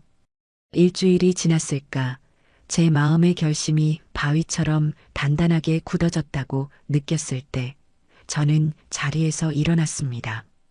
옷장에서 가장 단정하고 값비싸 보이는 옷을 꺼내 입고 평생 한두 번 멜까 말까 했던 핸드백을 들었어요. 화장대 앞에 앉아 역계분을 바르고 입술연지도 꼼꼼히 챙겨 발랐죠. 거울 속에 비친 제 모습은 더 이상 아들과 며느리에게 상처받고 슬퍼하던 초라한 늙은이가 아니었어요. 자신의 것을 되찾기 위해 전장으로 나서는 장수의 얼굴을 하고 있었죠. 제가 향한 곳은 서울이었습니다. 하지만 이번에는 아들의 집이 아니었어요. 저는 강남의 아파트 단지 상가에 즐비하게 늘어선 부동산 중개업소들을 차례로 둘러보기 시작했어요. 단순히 집을 내놓기 위함이 아니었죠. 저는 제 가장 중요한 자산을 맡길 신중하고 입이 무거우며 유능한 파트너를 찾고 있었습니다. 몇 군데를 기웃거리며 밖에서 분위기를 살피던 제 눈에 크지는 않지만 깔끔하고 신뢰감 있게 보이는 한 부동산이 들어왔어요. 저는 망설임 없이 그곳의 문을 열고 들어섰습니다. 어서 오세요. 어떤 일로 오셨어요? 안쪽에 앉아있던 중년의 남자가 저를 보고 자리에서 일어나며 반갑게 맞았어요. 저는 소파에 자리를 잡고 앉아 핸드백에서 등기부등본을 꺼내 테이블 위에 올려놓았습니다. 이 아파트 팔고 싶어서요. 제 말에 남자는 서류를 집어들고 주소를 확인하더니 눈을 동그랗게 떴어요. 아니, 이 로열동 로열층을요? 어르신이 집주인이셨군요. 이 집은 저희 부동산에서도 다들 탐내는 매물인데 내놓으시는 분이 없어서 거래를 못하고 있었어요. 그는 호들갑스럽게 말하며 저를 다시 한번 훑어보았죠. 아마 제 행색이 이런 비싼 집의 소유주일 거라고는 상상하지 못했던 모양이에요. 시세는 잘 알고 계시죠? 요즘 워낙 올라서 못 받아도 30억은 충분히 받습니다. 혹시 급하게 파시는 거면 저희가 아는 투자자분들께 연락해서 최대한 빨리 정리해 드릴 수도 있고요. 남자는 제가 돈이 급해 집을 파는 것이라고 지레짐작하는 듯 했어요. 저는 그의 눈을 똑바로 쳐다보며 차분하게 말했습니다. 아니요, 금매로 팔 생각 전혀 없어요. 제값 다 받고 팔 겁니다. 그러니 정상가로 시장에 내놓아 주세요. 서두를 필요 없으니 가장 좋은 조건의 구매자를 찾아주셨으면 좋겠네요. 제 단호하고 여유로운 태도에 남자는 살짝 당황하는 기색을 보였어요. 그는 이내 전문가다운 표정으로 돌아와 고개를 끄덕였죠. 알겠습니다, 사모님. 그럼 시세대로 30억의 매물을 등록해 드리겠습니다. 워낙 좋은 집이라 금방 새 주인이 나타날 겁니다. 그렇게 제 인생의 전부나 다름없던 집은 시장에 매물로 등록되었습니다. 저는 부동산 사장에게 한 가지를 더 당부했어요. 그리고 집을 보러 올 사람이 있으면 지금 살고 있는 사람들과 약속을 잡아야 할 텐데요. 그 부분은 저한테 먼저 연락을 주십시오. 제가 중간에서 조율하겠습니다. 세입자들한테는 제가 알아서 이야기할 테니까요. 저는 아들 내외를 세입자라고 칭했어요. 그들에게는 이제 그 정도의 호칭도 과분하다고 생각했으니까요. 부동산을 나서는 제 발걸음은 이상하리만치 가벼웠습니다. 시원섭섭한 마음이 들 법도 한데 오히려 오랫동안 저를 짓누르던 무거운 돌덩이가 사라진 것처럼 후련하기만 했어요. 그날 이후 저는 제 일상으로 돌아와 조용히 때를 기다렸습니다. 아들과 며느리에게는 집을 내놓았다는 사실을 일절 알리지 않았죠. 그들이 어떤 경로로든 그 사실을 알게 되었을 때 어떤 반응을 보일지 궁금했어요. 하루, 이틀, 시간은 생각보다 조용히 흘러갔습니다. 아마 그들은 제가 카페에서 했던 마지막 말을 그저 화가 나서 내뱉은 허풍찜으로 여겼을지도 몰라요. 그리고 나흘째 되던 날 오후였어요. 제 휴대폰이 요란한 소리를 내며 울리기 시작했죠. 화면에 떠오른 이름은 우리 며느리였어요. 저는 심호흡을 한 번 하고 최대한 아무렇지 않은 목소리로 전화를 받았습니다. 여보세요. 어머님, 어머님, 이게 지금 무슨 일이세요? 방금 부동산에서 전화가 왔는데 내일 오후에 집 보러 사람이 온다고요. 이게 다 무슨 소리예요? 수화기 너머로 들려오는 며느리의 목소리는 그야말로 경악과 분노로 가득 차 있었어요. 저는 그 목소리를 들으며 조용히 미소 지었어요. 드디어 올 것이 왔구나. 아, 연락받았니? 내가 부동산에 미리 연락 달라고 했는데 일 처리가 좀 서투네. 저는 태연하게 말했어요. 제 차분한 목소리에 며느리는 더욱 이성을 잃고 소리치기 시작했죠. 지금 그게 문제예요? 아니, 집을 왜 부동산에 내놓으세요? 저희랑 상의도 한마디 없이 어떻게 이러실 수가 있어요? 상해? 내가 내 집을 파는데 왜 너희랑 상의를 해야 하지? 제 반문에 며느리는 잠시 할 말을 잃은 듯 했어요. 그러더니 이내 더욱 격앙된 목소리로 따져 물었죠. 어머님, 정말 너무하시는 거 아니에요? 이 집, 저희한테 살라고 주신 집이잖아요. 그런데 이제 와서 팔아버리시면 저희는 어디 가서 살라는 말씀이세요? 내가 언제 너희한테 집을 주었다고 했니? 나는 너희가 편하게 살도록 빌려준 것뿐이야. 그리고 너희가 어디 가서 살지는 너희가 알아서 해결해야 할 문제지. 내가 걱정할 일은 아닌 것 같구나. 저는 한마디 한마디 또박또박 제 의사를 전달했어요. 더 이상은 그들의 감정에 휘둘리거나 상처받지 않기로 했으니까요. 제 단호한 태도에 며느리는 거의 울부짖다시피 전화를 끊었어요. 아마 제정신이 아니었겠죠. 그리고 30분도 채 지나지 않아 이번에는 아들에게서 전화가 걸려왔어요. 받지 않으려다 이 소동의 마무리는 아들과 직접 지어야 한다는 생각에 통화 버튼을 눌렀습니다. 예상대로 아들의 목소리는 다급하고 절박했어요. 엄마, 엄마, 이게 다 사실이야? 유진이한테 들었는데 집 정말 내놓은 거야? 그래, 사실이다. 엄마, 어떻게 나한테 이럴 수가 있어? 내가 그날 잘못했다고 했잖아. 내가 다 빌었잖아. 내가 빈 것은 진심이 아니었잖니. 내 집을 잃을까봐 두려웠을 뿐이지. 제 전곡을 찌르는 말에 아들은 잠시 말을 잇지 못했어요. 그러더니 곧바로 읍소 작전으로 나오더군요. 엄마, 제발. 우리 지민이랑 지우는 어떡하라고 그래. 애들 학교도 여기고 친구들도 다 여기에 있는데. 갑자기 집을 팔면 애들 인생은 뭐가 돼. 제발 애들 봐서라도 걷어줘. 응? 손주들을 방패 삼아 제 동정심에 호소하는 아들의 모습이 역겹기까지 했어요. 애들 인생? 너희가 내게 문전박대하고 오지 말라고 소리칠 때 그때는 내 인생은 안중에도 없었니?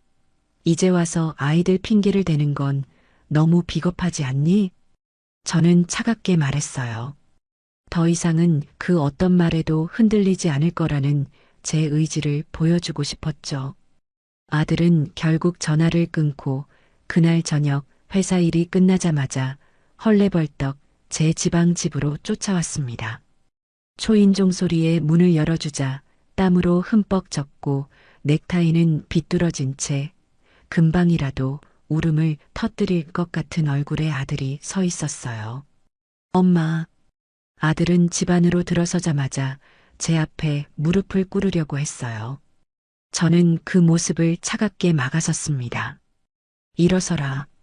내가 무릎 꿇는다고 해서 내 결정이 바뀔 일은 없어. 엄마, 제발요. 제가 정말 잘못했어요. 유진이도 지금 집에서 울고불고 난리예요. 저희 이제 어떡해요? 당장 어디 가서 집을 구해요? 아들의 절박한 외침에도 제 마음은 잔물결 하나 잃지 않았어요. 저는 소파에 앉아 아들을 똑바로 쳐다보며 말했습니다. 너희가 어디서 살지는 너희가 알아서 할 문제라고 했을 텐데. 그리고 너무 걱정하지 마라. 법적으로 너희가 갑자기 길거리에 나앉을 일은 없으니까. 그게 무슨 소리야? 내 집을 팔 권리는 나한테 있는 거야, 대호야. 그리고 너는 더 이상 내 아들이기 이전에 내 집에 무상으로 거주하고 있는 세입자일 뿐이지. 제 입에서 나온 세입자라는 말에 아들의 얼굴이 하얗게 질렸어요. 엄마, 어떻게 그런 말을? 왜 틀린 말이라도 했니? 너희가 그토록 원하던 대로 나는 이제 너희 인생에 부담스러운 존재가 되지 않으려고 한다. 그러니 너희도 이제 그만 내 집에서 나가서 너희 힘으로 한번 살아보렴. 제가 자리에서 일어나 방으로 들어가려고 하자 아들이 다급하게 제 팔을 붙잡았어요. 엄마, 이 집 우리한테 주신 집 아니었어요? 정말 아니었어? 아들의 눈에는 마지막 남은 희망과 절망이 뒤섞여 있었어요. 저는 제 팔을 붙잡은 아들의 손을 조용히 떼어내며 그 눈을 똑바로 마주보고 말했습니다. 줬다는 증거라도 있니? 등기부등본 떼어봐. 그 집 명의가 누구 이름으로 되어 있는지. 이제 더 이상 할 말 없으니 그만 돌아가라. 제 마지막 말에 아들은 그 자리에 주저앉아 망연자실한 표정을 지었어요. 더 이상 매달려도 소용없다는 것을 깨달은 거겠죠. 저는 그런 아들을 뒤로하고 조용히 제 방으로 들어와 문을 닫았습니다. 문 밖에서 한참 동안 아들의 흐느끼는 소리가 들려왔지만 저는 조금도 마음이 약해지지 않았어요. 이것은 복수의 시작일 뿐 아직 아무것도 끝나지 않았으니까요. 아들이 망연자실에서 돌아간 후 며칠 동안은 아무런 연락도 오지 않았어요.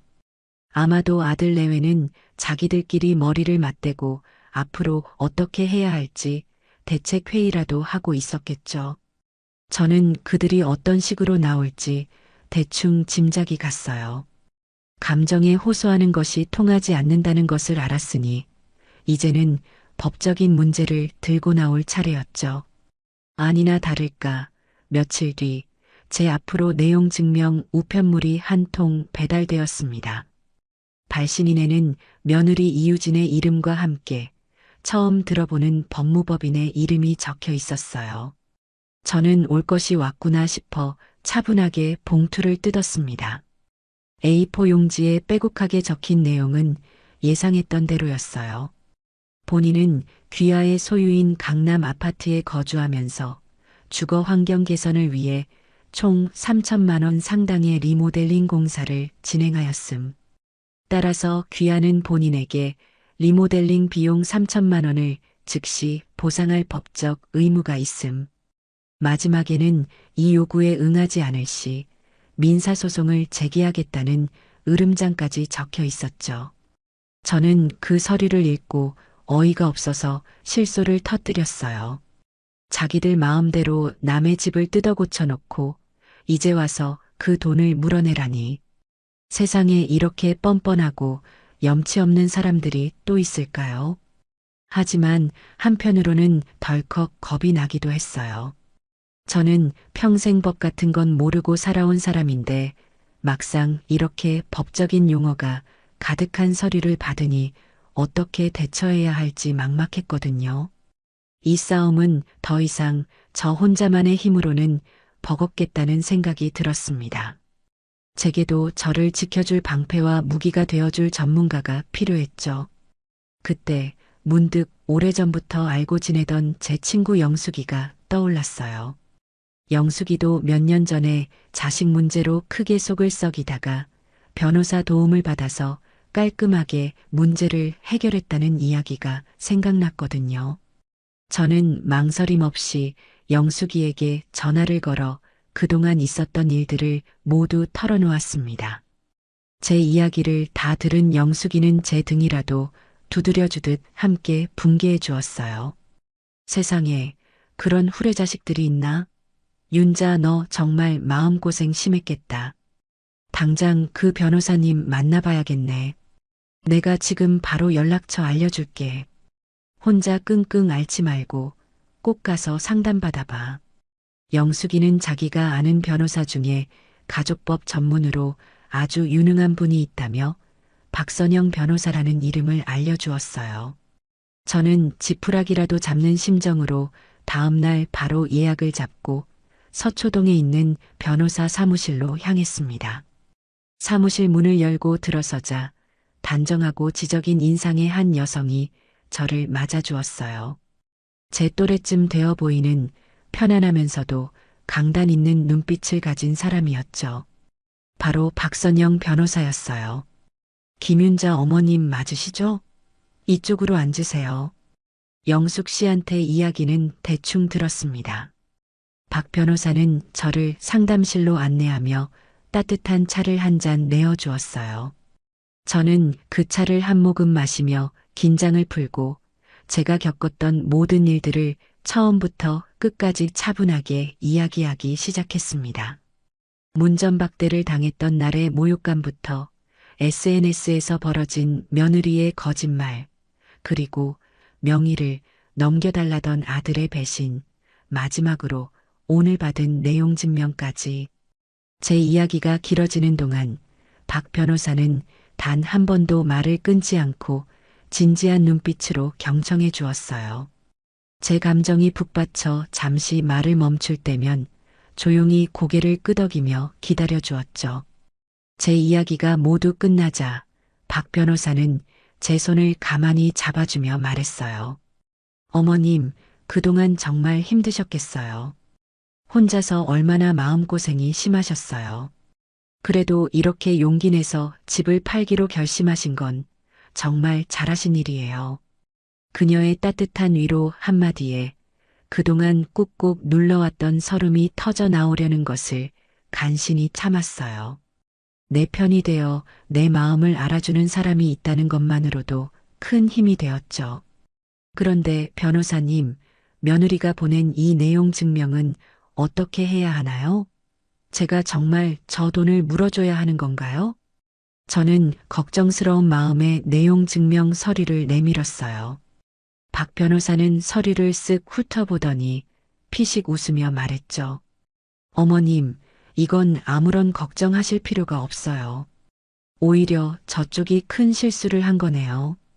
네, 그게 무슨 말씀이세요? 민법상으로 임차인이 임대인의 동의 없이 주택의 구조를 변경하거나 리모델링을 한 경우 임대인은 이에 대한 비용을 보상할 의무가 전혀 없습니다. 오히려 그 반대죠. 박 변호사는 법전을 펼쳐 보이며 제게 차근차근 설명해 주기 시작했어요. 집주인의 동의 없는 리모델링은 법적으로 아무런 효력이 없어요. 오히려 집주인은 임차인에게 원상복구를 청구할 권리가 있습니다. 즉, 어머님은 며느리에게 당신이 뜯어고친 집을 원래대로 돌려놓으라고 요구할 수 있다는 뜻이에요. 만약 원상복구가 불가능하다면 그에 상응하는 손해배상을 청구할 수도 있고요. 그러니 저 3천만 원은 물어줄 필요가 없는 것은 물론이고 오히려 어머님이 역으로 소송을 걸 수도 있는 상황인 거죠. 박 변호사의 명쾌한 설명에 제 눈앞이 환하게 밝아지는 것 같았어요. 저는 그저 당하고만 있어야 하는 약자가 아니었던 거예요. 제게도 저들을 상대할 수 있는 강력한 법적 권리가 있었던 거죠. 그럼 저도 저 애들한테 원상복구하라고 내용 증명을 보내야 할까요? 그렇게 하셔도 되지만 제 생각에는 굳이 그럴 필요까지는 없어 보여요. 어머님이 원하시는 건 돈이 아니라 하루빨리 그 집에서 평온을 되찾는 것이잖아요. 네, 맞아요.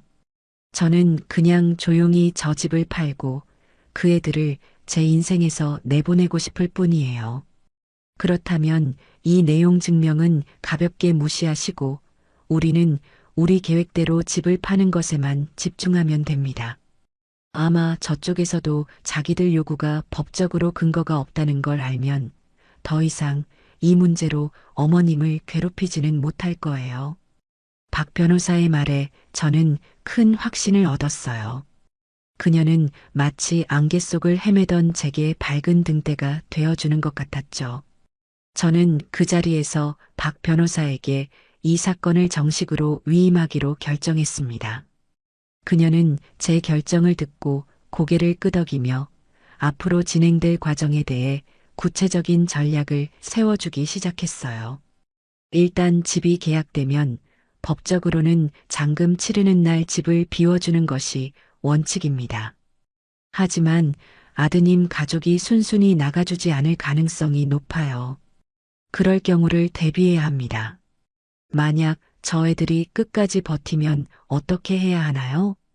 계약서에 명도집을 비워주는 것 날짜를 명확하게 기재하고 만약 그 날짜를 어길 시 발생하는 모든 손해에 대해 책임을 묻겠다는 특약을 넣을 겁니다. 계약이 체결되면 아드님에게 정식으로 명도 통보를 내용 증명으로 보내는 거죠. 보통은 3개월에서 6개월 정도의 유예기간을 줍니다. 그런데도 나가지 않고 버티면 그때는 법원에 부동산 명도 소송을 제기하고 승소 판결을 받아서 강제 집행을 신청할 수 있어요. 법원 집행관들이 가서 합법적으로 짐을 빼내는 절차죠. 강제 집행이라는 말에 마음이 조금 무거워졌지만 이제는 물러설 곳이 없었어요. 박 변호사는 제 표정을 읽었는지 부드러운 목소리로 덧붙였죠. 물론 거기까지 가지 않고 해결되는 것이 가장 좋겠죠. 하지만 최악의 상황까지 대비하고 있어야 어머님이 흔들리지 않으실 수 있어요. 모든 법적 절차는 제가 알아서 진행할 테니 어머님은 아무 걱정하지 않으셔도 됩니다.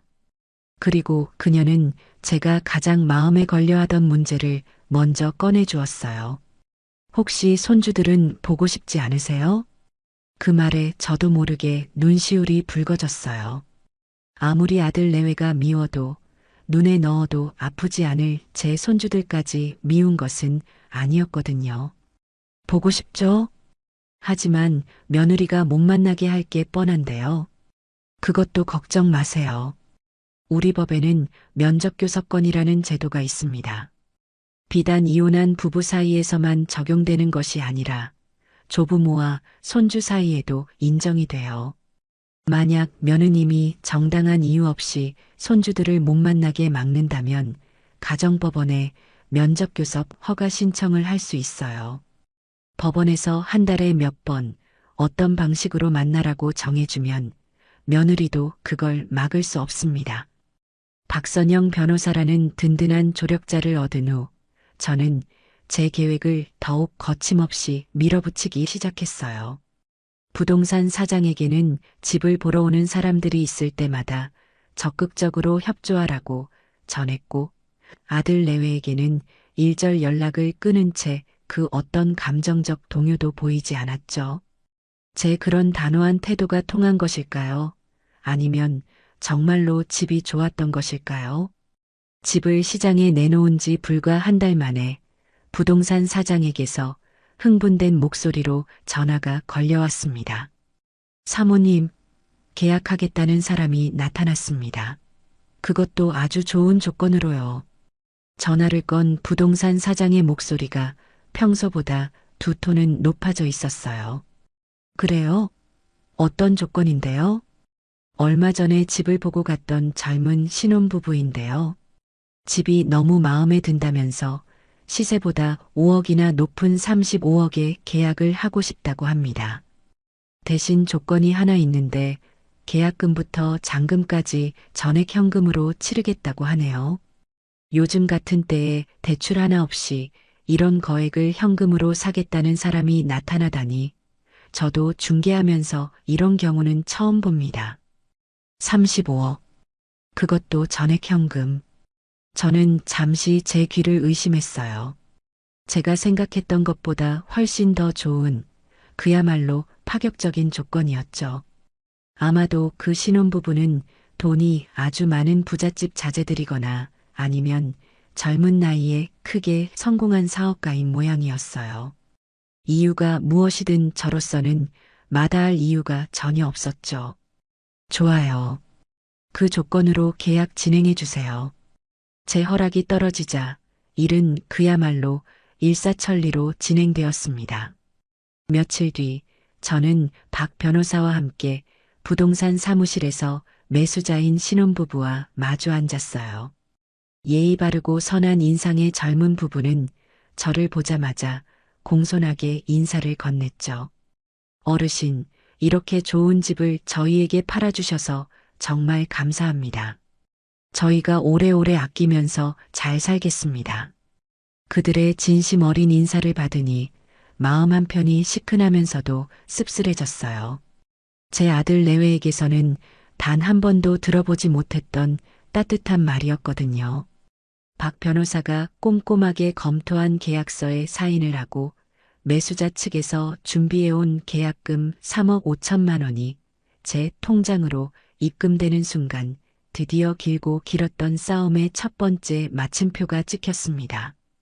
통장에 찍힌 숫자를 확인하는 순간 저는 해방감과 함께 낯선 흥분을 느꼈어요. 이것은 단순한 돈이 아니었죠. 제가 되찾은 제 인생의 주도권이었어요.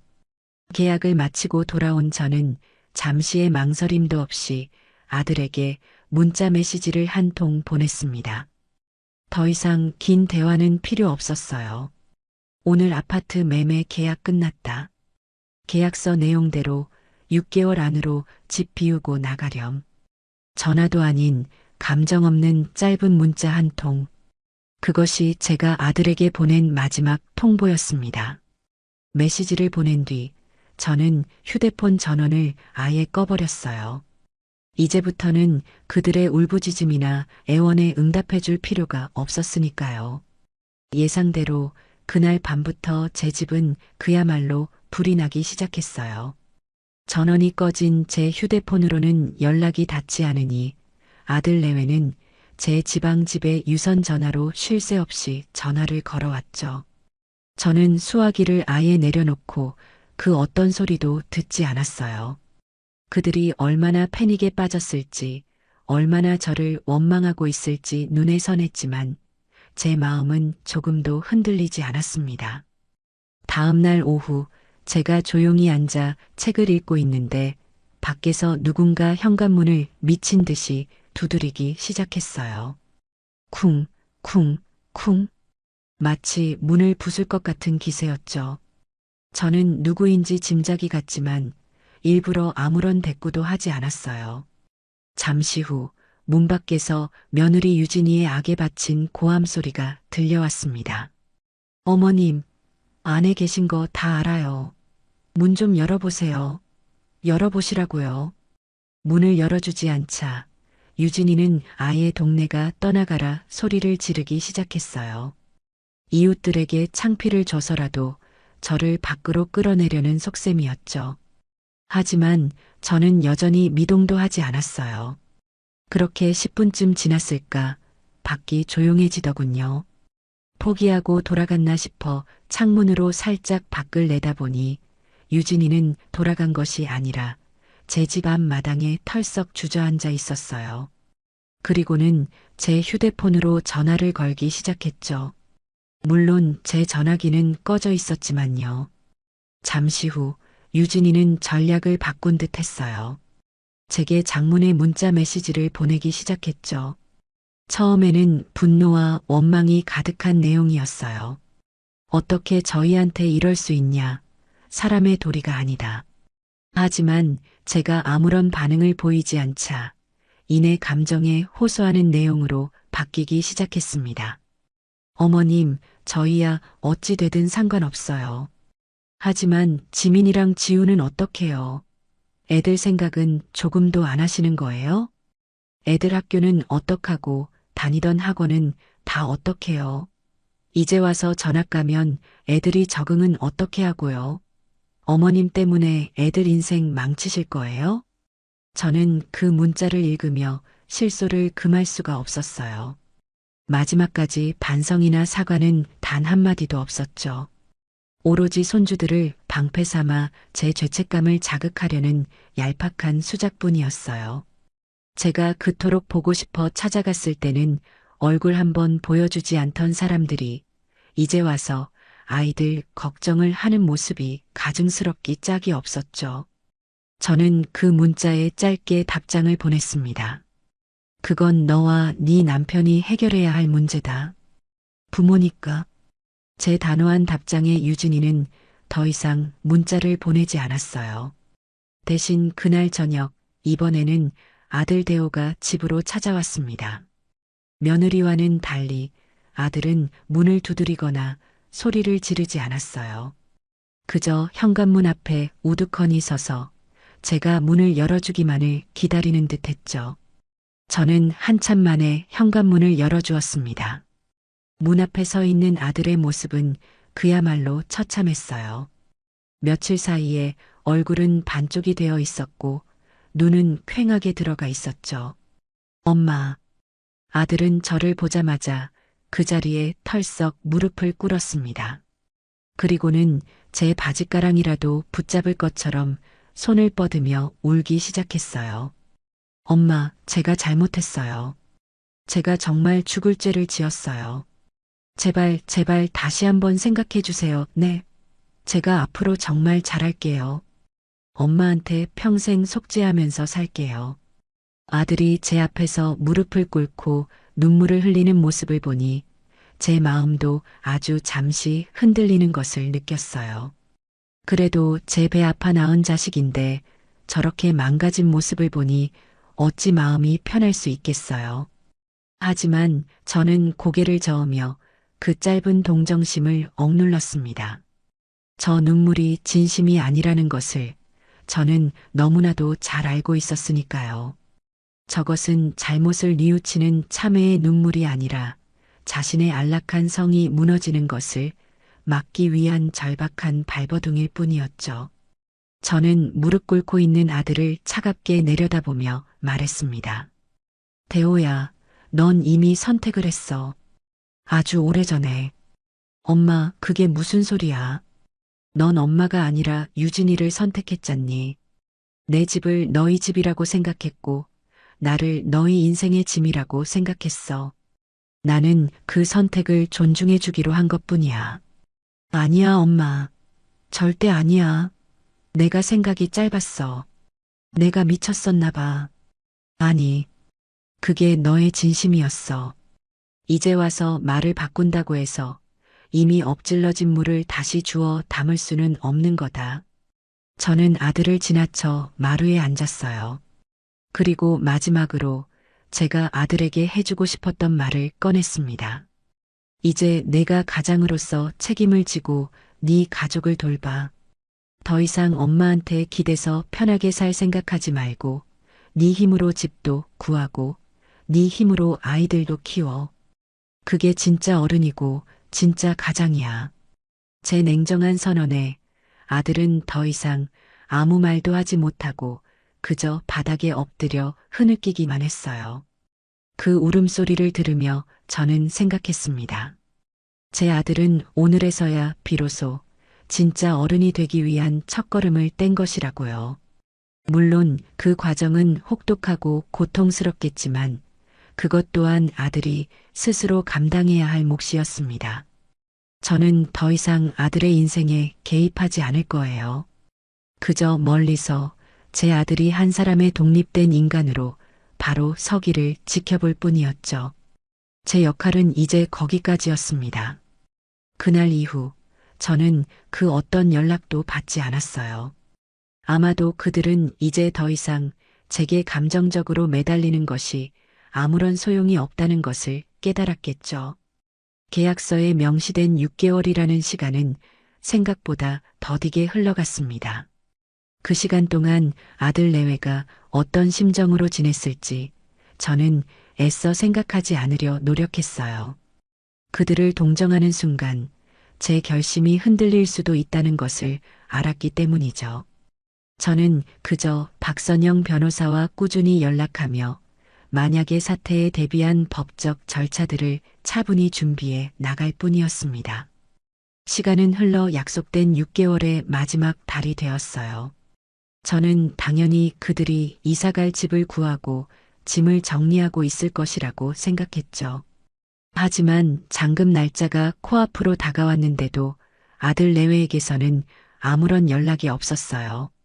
오히려 불안한 소식을 전해온 것은 집을 매수한 신혼부부였습니다. 어르신, 안녕하세요. 다름이 아니라 저희가 인테리어 공사 때문에 미리 한번 집을 둘러보고 싶은데 혹시 지금 살고 계신 분들과 연락이 가능할까요? 저희가 몇 번 전화를 드렸는데 전혀 받지를 않으셔서요. 그 전화를 받고 저는 불길한 예감에 휩싸였습니다. 설마 했던 일이 현실이 되려 하고 있었죠. 저는 즉시 부동산 사장에게 연락해 상황을 파악해달라고 부탁했어요.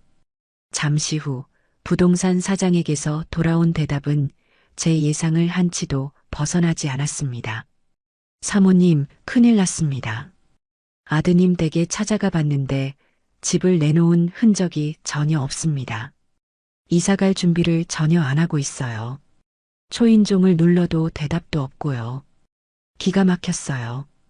6개월이라는 충분한 시간을 주었음에도 불구하고 그들은 마지막까지 버텨보겠다는 심산이었던 거죠. 아마도 제가 피를 나눈 어미라는 사실을 마지막 보험처럼 믿고 있었을지도 몰라요. 설마 친아들을 길바닥에 내쫓기야 하겠어? 하는 얄팍한 계산이었겠죠. 하지만 그들은 저를 너무나도 우습게 본 거였어요. 저는 더 이상 지체할 시간이 없다고 판단하고 곧바로 박선영 변호사에게 연락했습니다. 변호사님, 아무래도 저 애들이 순순히 나갈 생각이 없는 것 같습니다. 약속한 날짜가 얼마 남지 않았는데 꼼짝도 안 하고 있어요. 제 다급한 목소리에도 박 변호사는 조금도 당황하지 않고 차분하게 말했어요. 어머님, 예상했던 일입니다. 너무 걱정하지 마세요. 이럴 때를 대비해서 저희는 이미 모든 준비를 끝내놓았습니다. 지금 즉시 법원에 부동산 명도 소송을 접수하고 강제집행 절차를 시작하겠습니다. 강제집행이라니요? 정말 거기까지 가야 할까요? 아무리 마음을 굳게 먹었어도 강제집행이라는 단어가 주는 무게감은 상당했어요. 제 손으로 아들의 살림살이를 길거리로 끌어내야 한다는 사실이 마음을 무겁게 짓눌렀죠. 어머님, 마음 약해지시면 안 됩니다. 이건 어머님이 아드님을 괴롭히는 것이 아니라 어머님의 정당한 권리를 되찾는 과정일 뿐이에요. 그리고 새로운 집주인과의 약속을 지키기 위한 어쩔 수 없는 선택이고요. 모든 책임은 약속을 어기고 버티고 있는 아드님 부부에게 있는 겁니다. 박 변호사의 단호한 말에 저는 다시 한번 마음을 다잡았어요. 그래요. 이건 제가 시작한 일이 아니었어요. 그들이 저를 막다른 골목으로 몰아넣은 결과일 뿐이었죠. 그 후에 모든 법적인 절차는 박 변호사가 일사천리로 진행해 주었습니다.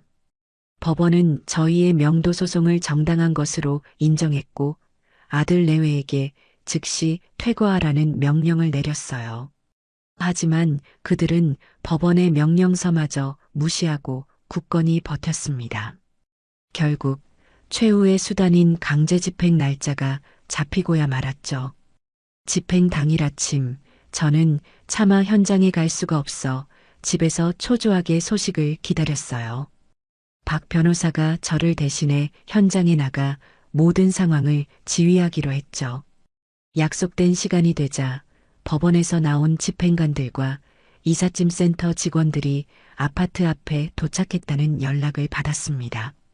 그들은 정당한 법적 절차에 따라 아파트의 디지털 도어록을 강제로 해제하고 집 안으로 들어섰어요. 잠시 후 박 변호사에게서 전화가 걸려왔습니다. 수화기 너머로 며느리 유진이의 날카로운 비명소리가 희미하게 들려왔죠. 어머님, 지금 집행 시작했습니다. 며느님 되시는 분이 지금 아주 격렬하게 저항하고 있습니다. 박 변호사의 말에 따르면 집행관들이 들이닥치자 며느리는 마치 실성한 사람처럼 울부짖으며 난동을 부리기 시작했다고 해요. 이게 무슨 짓이에요? 당신들 뭔데 남의 집에 함부로 들어와. 당장 나가. 집행관이 법원에서 발부한 집행명령서를 보여주며 차분하게 설명했습니다. 저희는 법원 집행관입니다. 이 댁은 이미 다른 사람에게 합법적으로 매매가 완료되었고 법원에서 퇴거 명령이 내려졌습니다. 6개월이라는 충분한 유예기간을 들였음에도 이행하지 않으셨기 때문에 오늘 부득이하게 강제 집행을 진행하는 것입니다. 지금 즉시 퇴거하셔야 합니다. 하지만 유진이는 막무가내였어요. 웃기지 마. 이럴 수는 없어. 우리 아직 이사 갈 때도 못 구했단 말이야. 사람을 길바닥에 놔앉으라는 거야, 뭐야. 유진이는 바닥에 주저앉아 통곡하며 집행관들의 바짓가랑이를 붙잡고 늘어졌어요. 하지만 법은 냉정했죠. 집행관들은 묵묵히 자신들의 일을 시작했습니다. 이삿짐 센터 직원들이 거실과 방 안으로 들어가 안에 있는 물건들을 하나씩 포장하기 시작했어요. 바로 그때였어요. 안방에서 자고 있던 아들 대호가 부스스한 얼굴로 걸어 나왔습니다. 이 모든 상황이 믿기지 않는다는 듯 멍한 표정으로 서 있었죠. 이게 다 무슨... 대호는 말을 잇지 못하고 자신의 가구와 살림살이가 하얀 포장재에 쌓여 밖으로 나가는 모습을 그저 멍하니 바라보기만 했어요. 아내인 유진이가 바닥에서 울부짖고 있었지만 말리거나 달래려는 시도조차 하지 않았죠. 마치 영혼이 빠져나간 사람처럼 보였다고 해요. 이삿짐 센터 직원들의 손은 아주 빨랐습니다.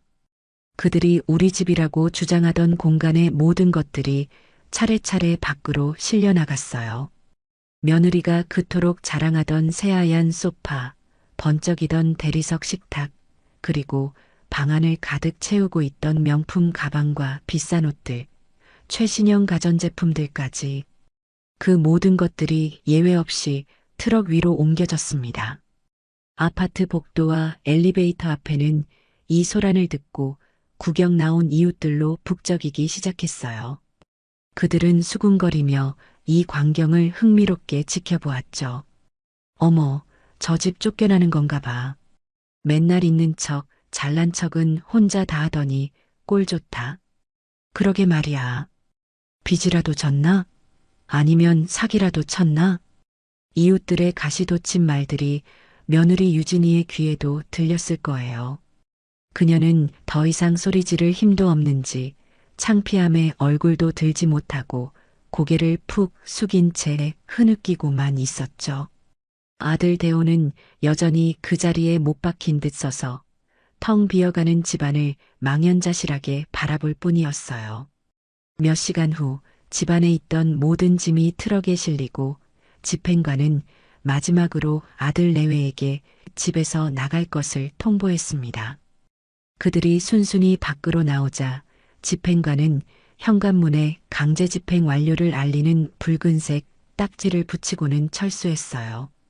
그렇게 저와 제 아들 가족의 길고 길었던 싸움은 가장 비참하고 혹독한 방식으로 막을 내렸습니다. 박 변호사에게서 모든 상황이 종료되었다는 전화를 받고 저는 한참 동안 아무 말도 할 수가 없었어요. 후련한 마음이 들 것이라고 생각했는데 오히려 마음 한구석이 텅 빈 것처럼 허전하고 아팠죠. 아무리 미운 자식이라도 결국 제 손으로 아들의 보금자리를 빼앗고 길거리로 내몬 것 같다는 죄책감이 저를 짓눌렀습니다. 하지만 저는 이내 고개를 저었어요. 이것은 당연한 결과였어요. 인과응보. 그들은 자신들이 저지른 일에 대한 대가를 치렀을 뿐이죠. 저는 더 이상 그들의 인생에 관여하지 않을 거예요. 이제는 정말로 오롯이 제 인생을 살아가야 할 때였습니다. 강제 집행이라는 거대한 폭풍이 휩쓸고 지나간 후 제게는 깊은 허탈감과 함께 예상치 못한 평온이 찾아왔어요. 수십 년간 저를 짓누르던 어머니라는 이름의 무게를 내려놓아서일까요? 아들 내외에 대한 원망과 미움이라는 감정의 소용돌이에서 벗어나니 세상이 조금은 다르게 보이기 시작했죠. 더 이상 누군가를 위해 희생하거나 제 감정을 억누를 필요가 없었어요.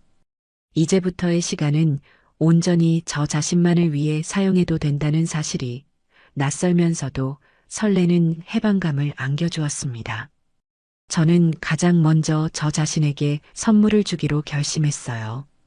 그동안 고생한 저를 위로하고 앞으로 살아갈 날들을 축복하기 위한 여행이었죠.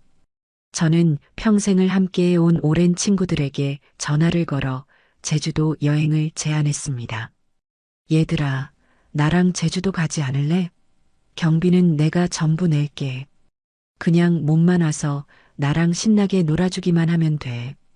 갑작스러운 제 제안에 친구들은 어리둥절해하면서도 이내 제 목소리에 실린 홀가분함을 눈치챘는지 흔쾌히 동의해 주었어요. 그렇게 저희 꽃할매 넷은 마치 20살 처녀 시절로 돌아간 것처럼 설레는 마음으로 제주행 비행기에 몸을 실었습니다. 제주도의 푸른 바다는 제 상상보다 훨씬 더 아름답고 광활했어요. 시원한 바닷바람을 맞으며 해변을 걷고 있으니 그동안 제 마음속에 쌓여있던 응어리들이 파도에 씻겨나가듯 사르르 풀리는 것 같았죠. 저희는 맛있는 향토 음식을 마음껏 먹고 아름다운 풍경을 배경으로 수백 장의 사진을 찍었어요. 밤에는 숙소에 모여 앉아 젊은 시절의 추억을 이야기하며 시간 가는 줄 모르고 웃고 떠들었죠. 친구들은 제가 겪은 일들을 모두 알고 있었기에 여행 내내 제 눈치를 살피며 조심스러워했어요. 하지만 저는 오히려 더 밝게 웃으며 먼저 그 이야기를 꺼냈습니다. 얘들아, 나 이제 정말 괜찮아. 오히려 속이 다 후련해. 이제라도 내 인생을 되찾은 것 같아서 얼마나 좋은지 몰라. 제 말에 친구들은 그제야 안심하며 제 손을 꼭 잡아주었어요. 그래, 윤자야. 정말 잘 생각했어. 이제부터는 절대 자식들한테 얽매이지 말고 오직 너 자신만을 위해서 살아. 우리도 항상 네 곁에서 응원할게.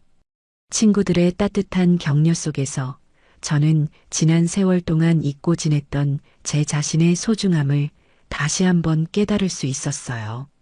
그렇게 꿈 같았던 며칠간의 여행을 마치고 돌아왔을 때 저는 더 이상 과거에 얽매여 슬퍼하는 김윤자가 아니었어요. 새로운 인생을 향해 당당하게 걸어나갈 준비가 된 새로운 김윤자로 다시 태어난 기분이었죠. 여행에서 돌아온 제가 가장 먼저 한 일은 박선영 변호사의 조언에 따라 가정법원에 면접교섭 허가 신청을 한 것이었습니다. 아들 내외는 미워도 아무것도 모르는 제 손주들을 영영 보지 못하고 살 수는 없었으니까요. 이 소식을 전해 들은 아들은 처음에는 완강히 거부했어요. 엄마, 어떻게 저희한테 이러실 수 있어요? 저희를 그렇게 비참하게 만들어 놓고 이제 와서 애들을 보시겠다고요? 하지만 박 변호사가 법적인 권리를 설명하며 단호하게 나가자 아들도 결국 두 손을 들 수밖에 없었죠.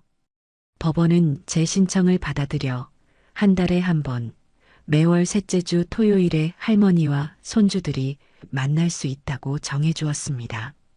약속된 첫 번째 토요일, 저는 아침부터 손주들을 만날 생각에 가슴이 두근거렸어요.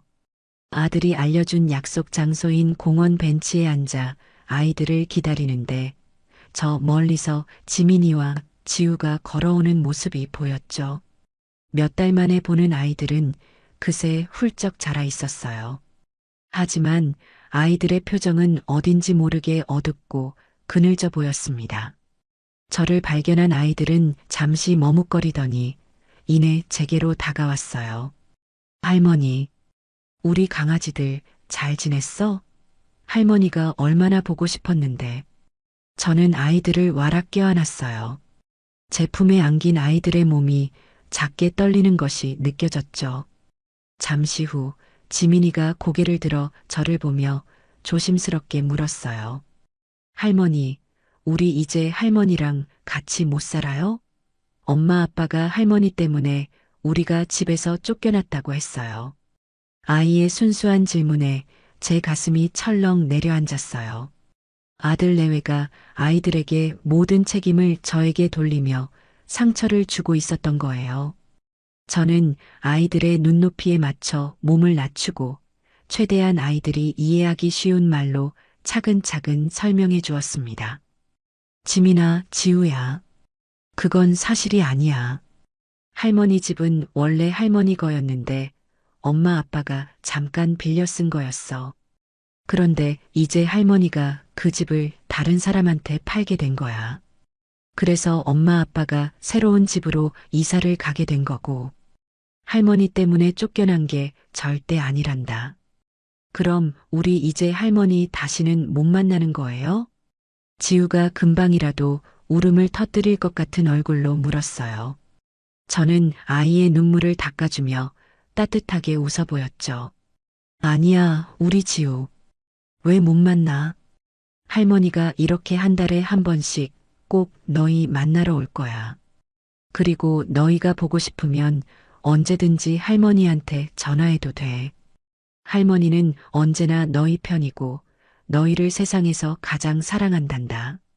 저는 그날 아이들과 함께 맛있는 점심을 먹고 동물원에도 놀러 가며 하루 종일 즐거운 시간을 보냈어요.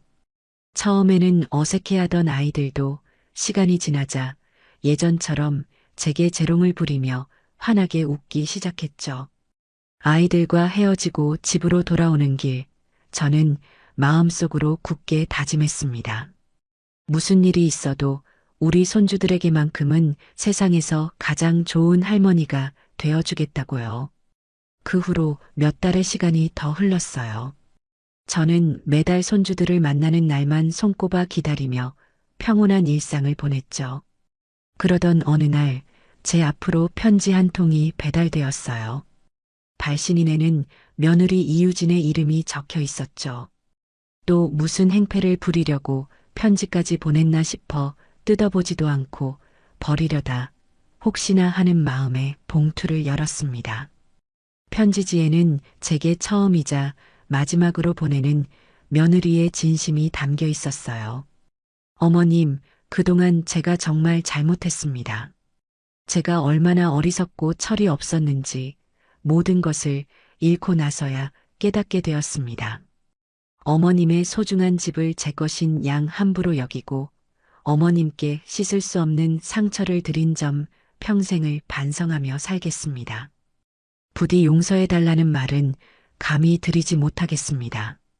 그저 지민이와 지우에게 좋은 할머니로 남아주세요. 죄송합니다. 편지에는 아들 내외의 근황도 간략하게 적혀 있었어요.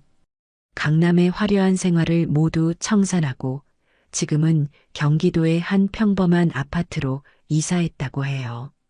남편인 대호는 여전히 회사를 다니고 있고 자신은 더 이상 SNS에 허영 가득한 자랑 글을 올리는 대신 동네 마트에서 파트타임 일을 시작했다고요. 편지의 마지막 구절을 읽는 순간 저도 모르게 눈물이 핑 돌았어요. 이것은 동정의 눈물이 아니었어요. 한 사람이 자신의 잘못을 깨닫고 새로운 삶을 시작하려는 것을 지켜보는 복잡, 미묘한 감정의 눈물이었죠. 저는 그 편지에 답장하지 않았어요. 용서는 아직 제게 너무 어려운 숙제였으니까요. 하지만 언젠가 아주 오랜 시간이 흐른 뒤에는 저 편지를 담담하게 마주할 수 있는 날이 올지도 모르겠다고 생각했습니다. 며느리의 편지를 받고 난 후 저는 제 인생의 큰 숙제 하나를 끝마친 기분이었어요. 이제는 정말로 과거의 모든 얽매임에서 벗어나 오롯이 저 자신을 위한 새로운 인생을 설계해야 할 때였죠. 저는 아파트를 판 돈의 일부를 떼어 복잡한 도시를 떠나 조용한 교외에 아담한 전원주택을 한 채 마련했습니다.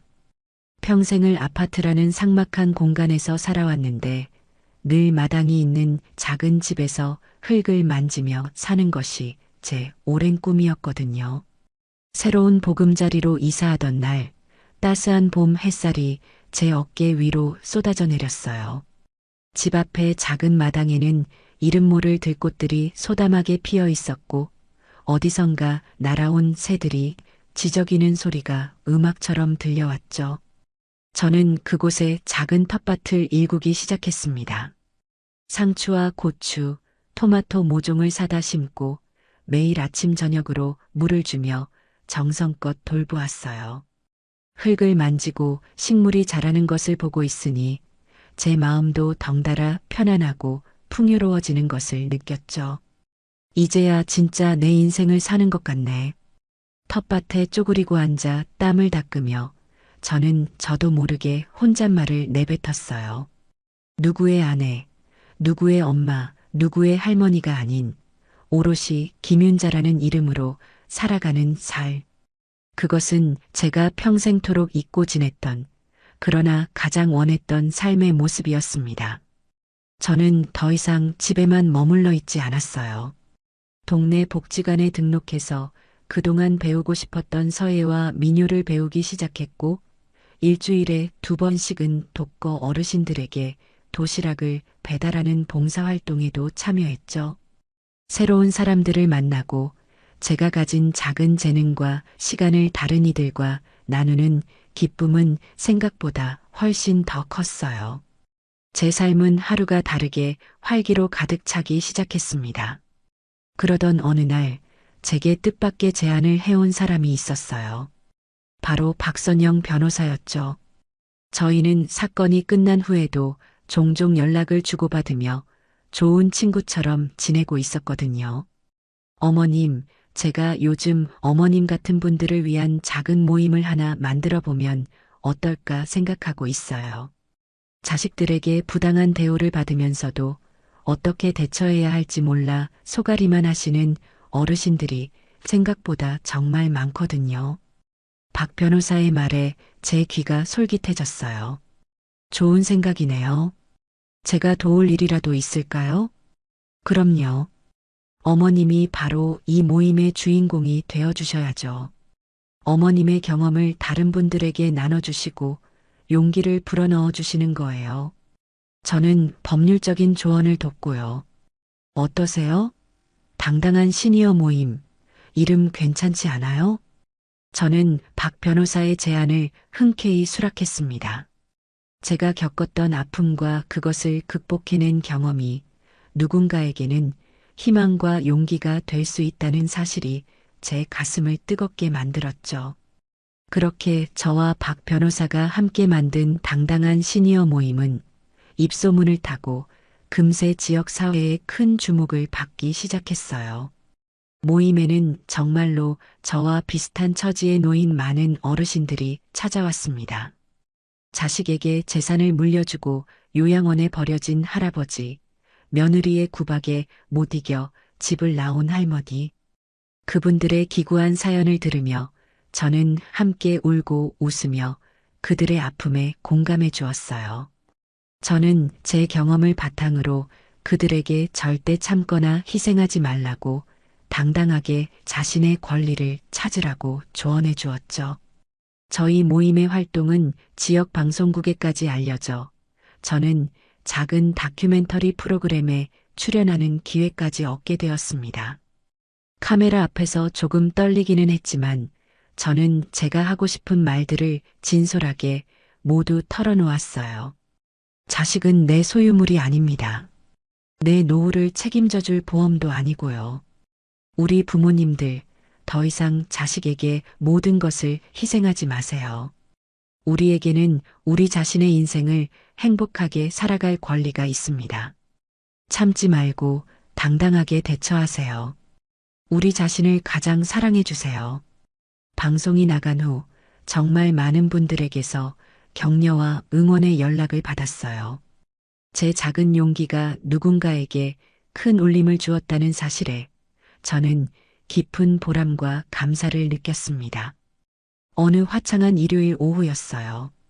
그날은 손주들이 제 새로운 집에 처음으로 놀러 오는 날이었죠. 저는 아침부터 아이들이 좋아할 만한 음식들을 준비하며 분주하게 움직였어요. 잠시 후 아들의 차가 집 앞에 멈춰 섰고 지민이와 지우가 환하게 웃으며 마당으로 뛰어들어왔습니다. 할머니, 집 진짜 예쁘다. 아이들은 낯선 환경에 금세 적응하고 마당을 제 집처럼 뛰어다니며 신나게 놀았어요. 저는 그런 아이들의 모습을 흐뭇하게 바라보았죠.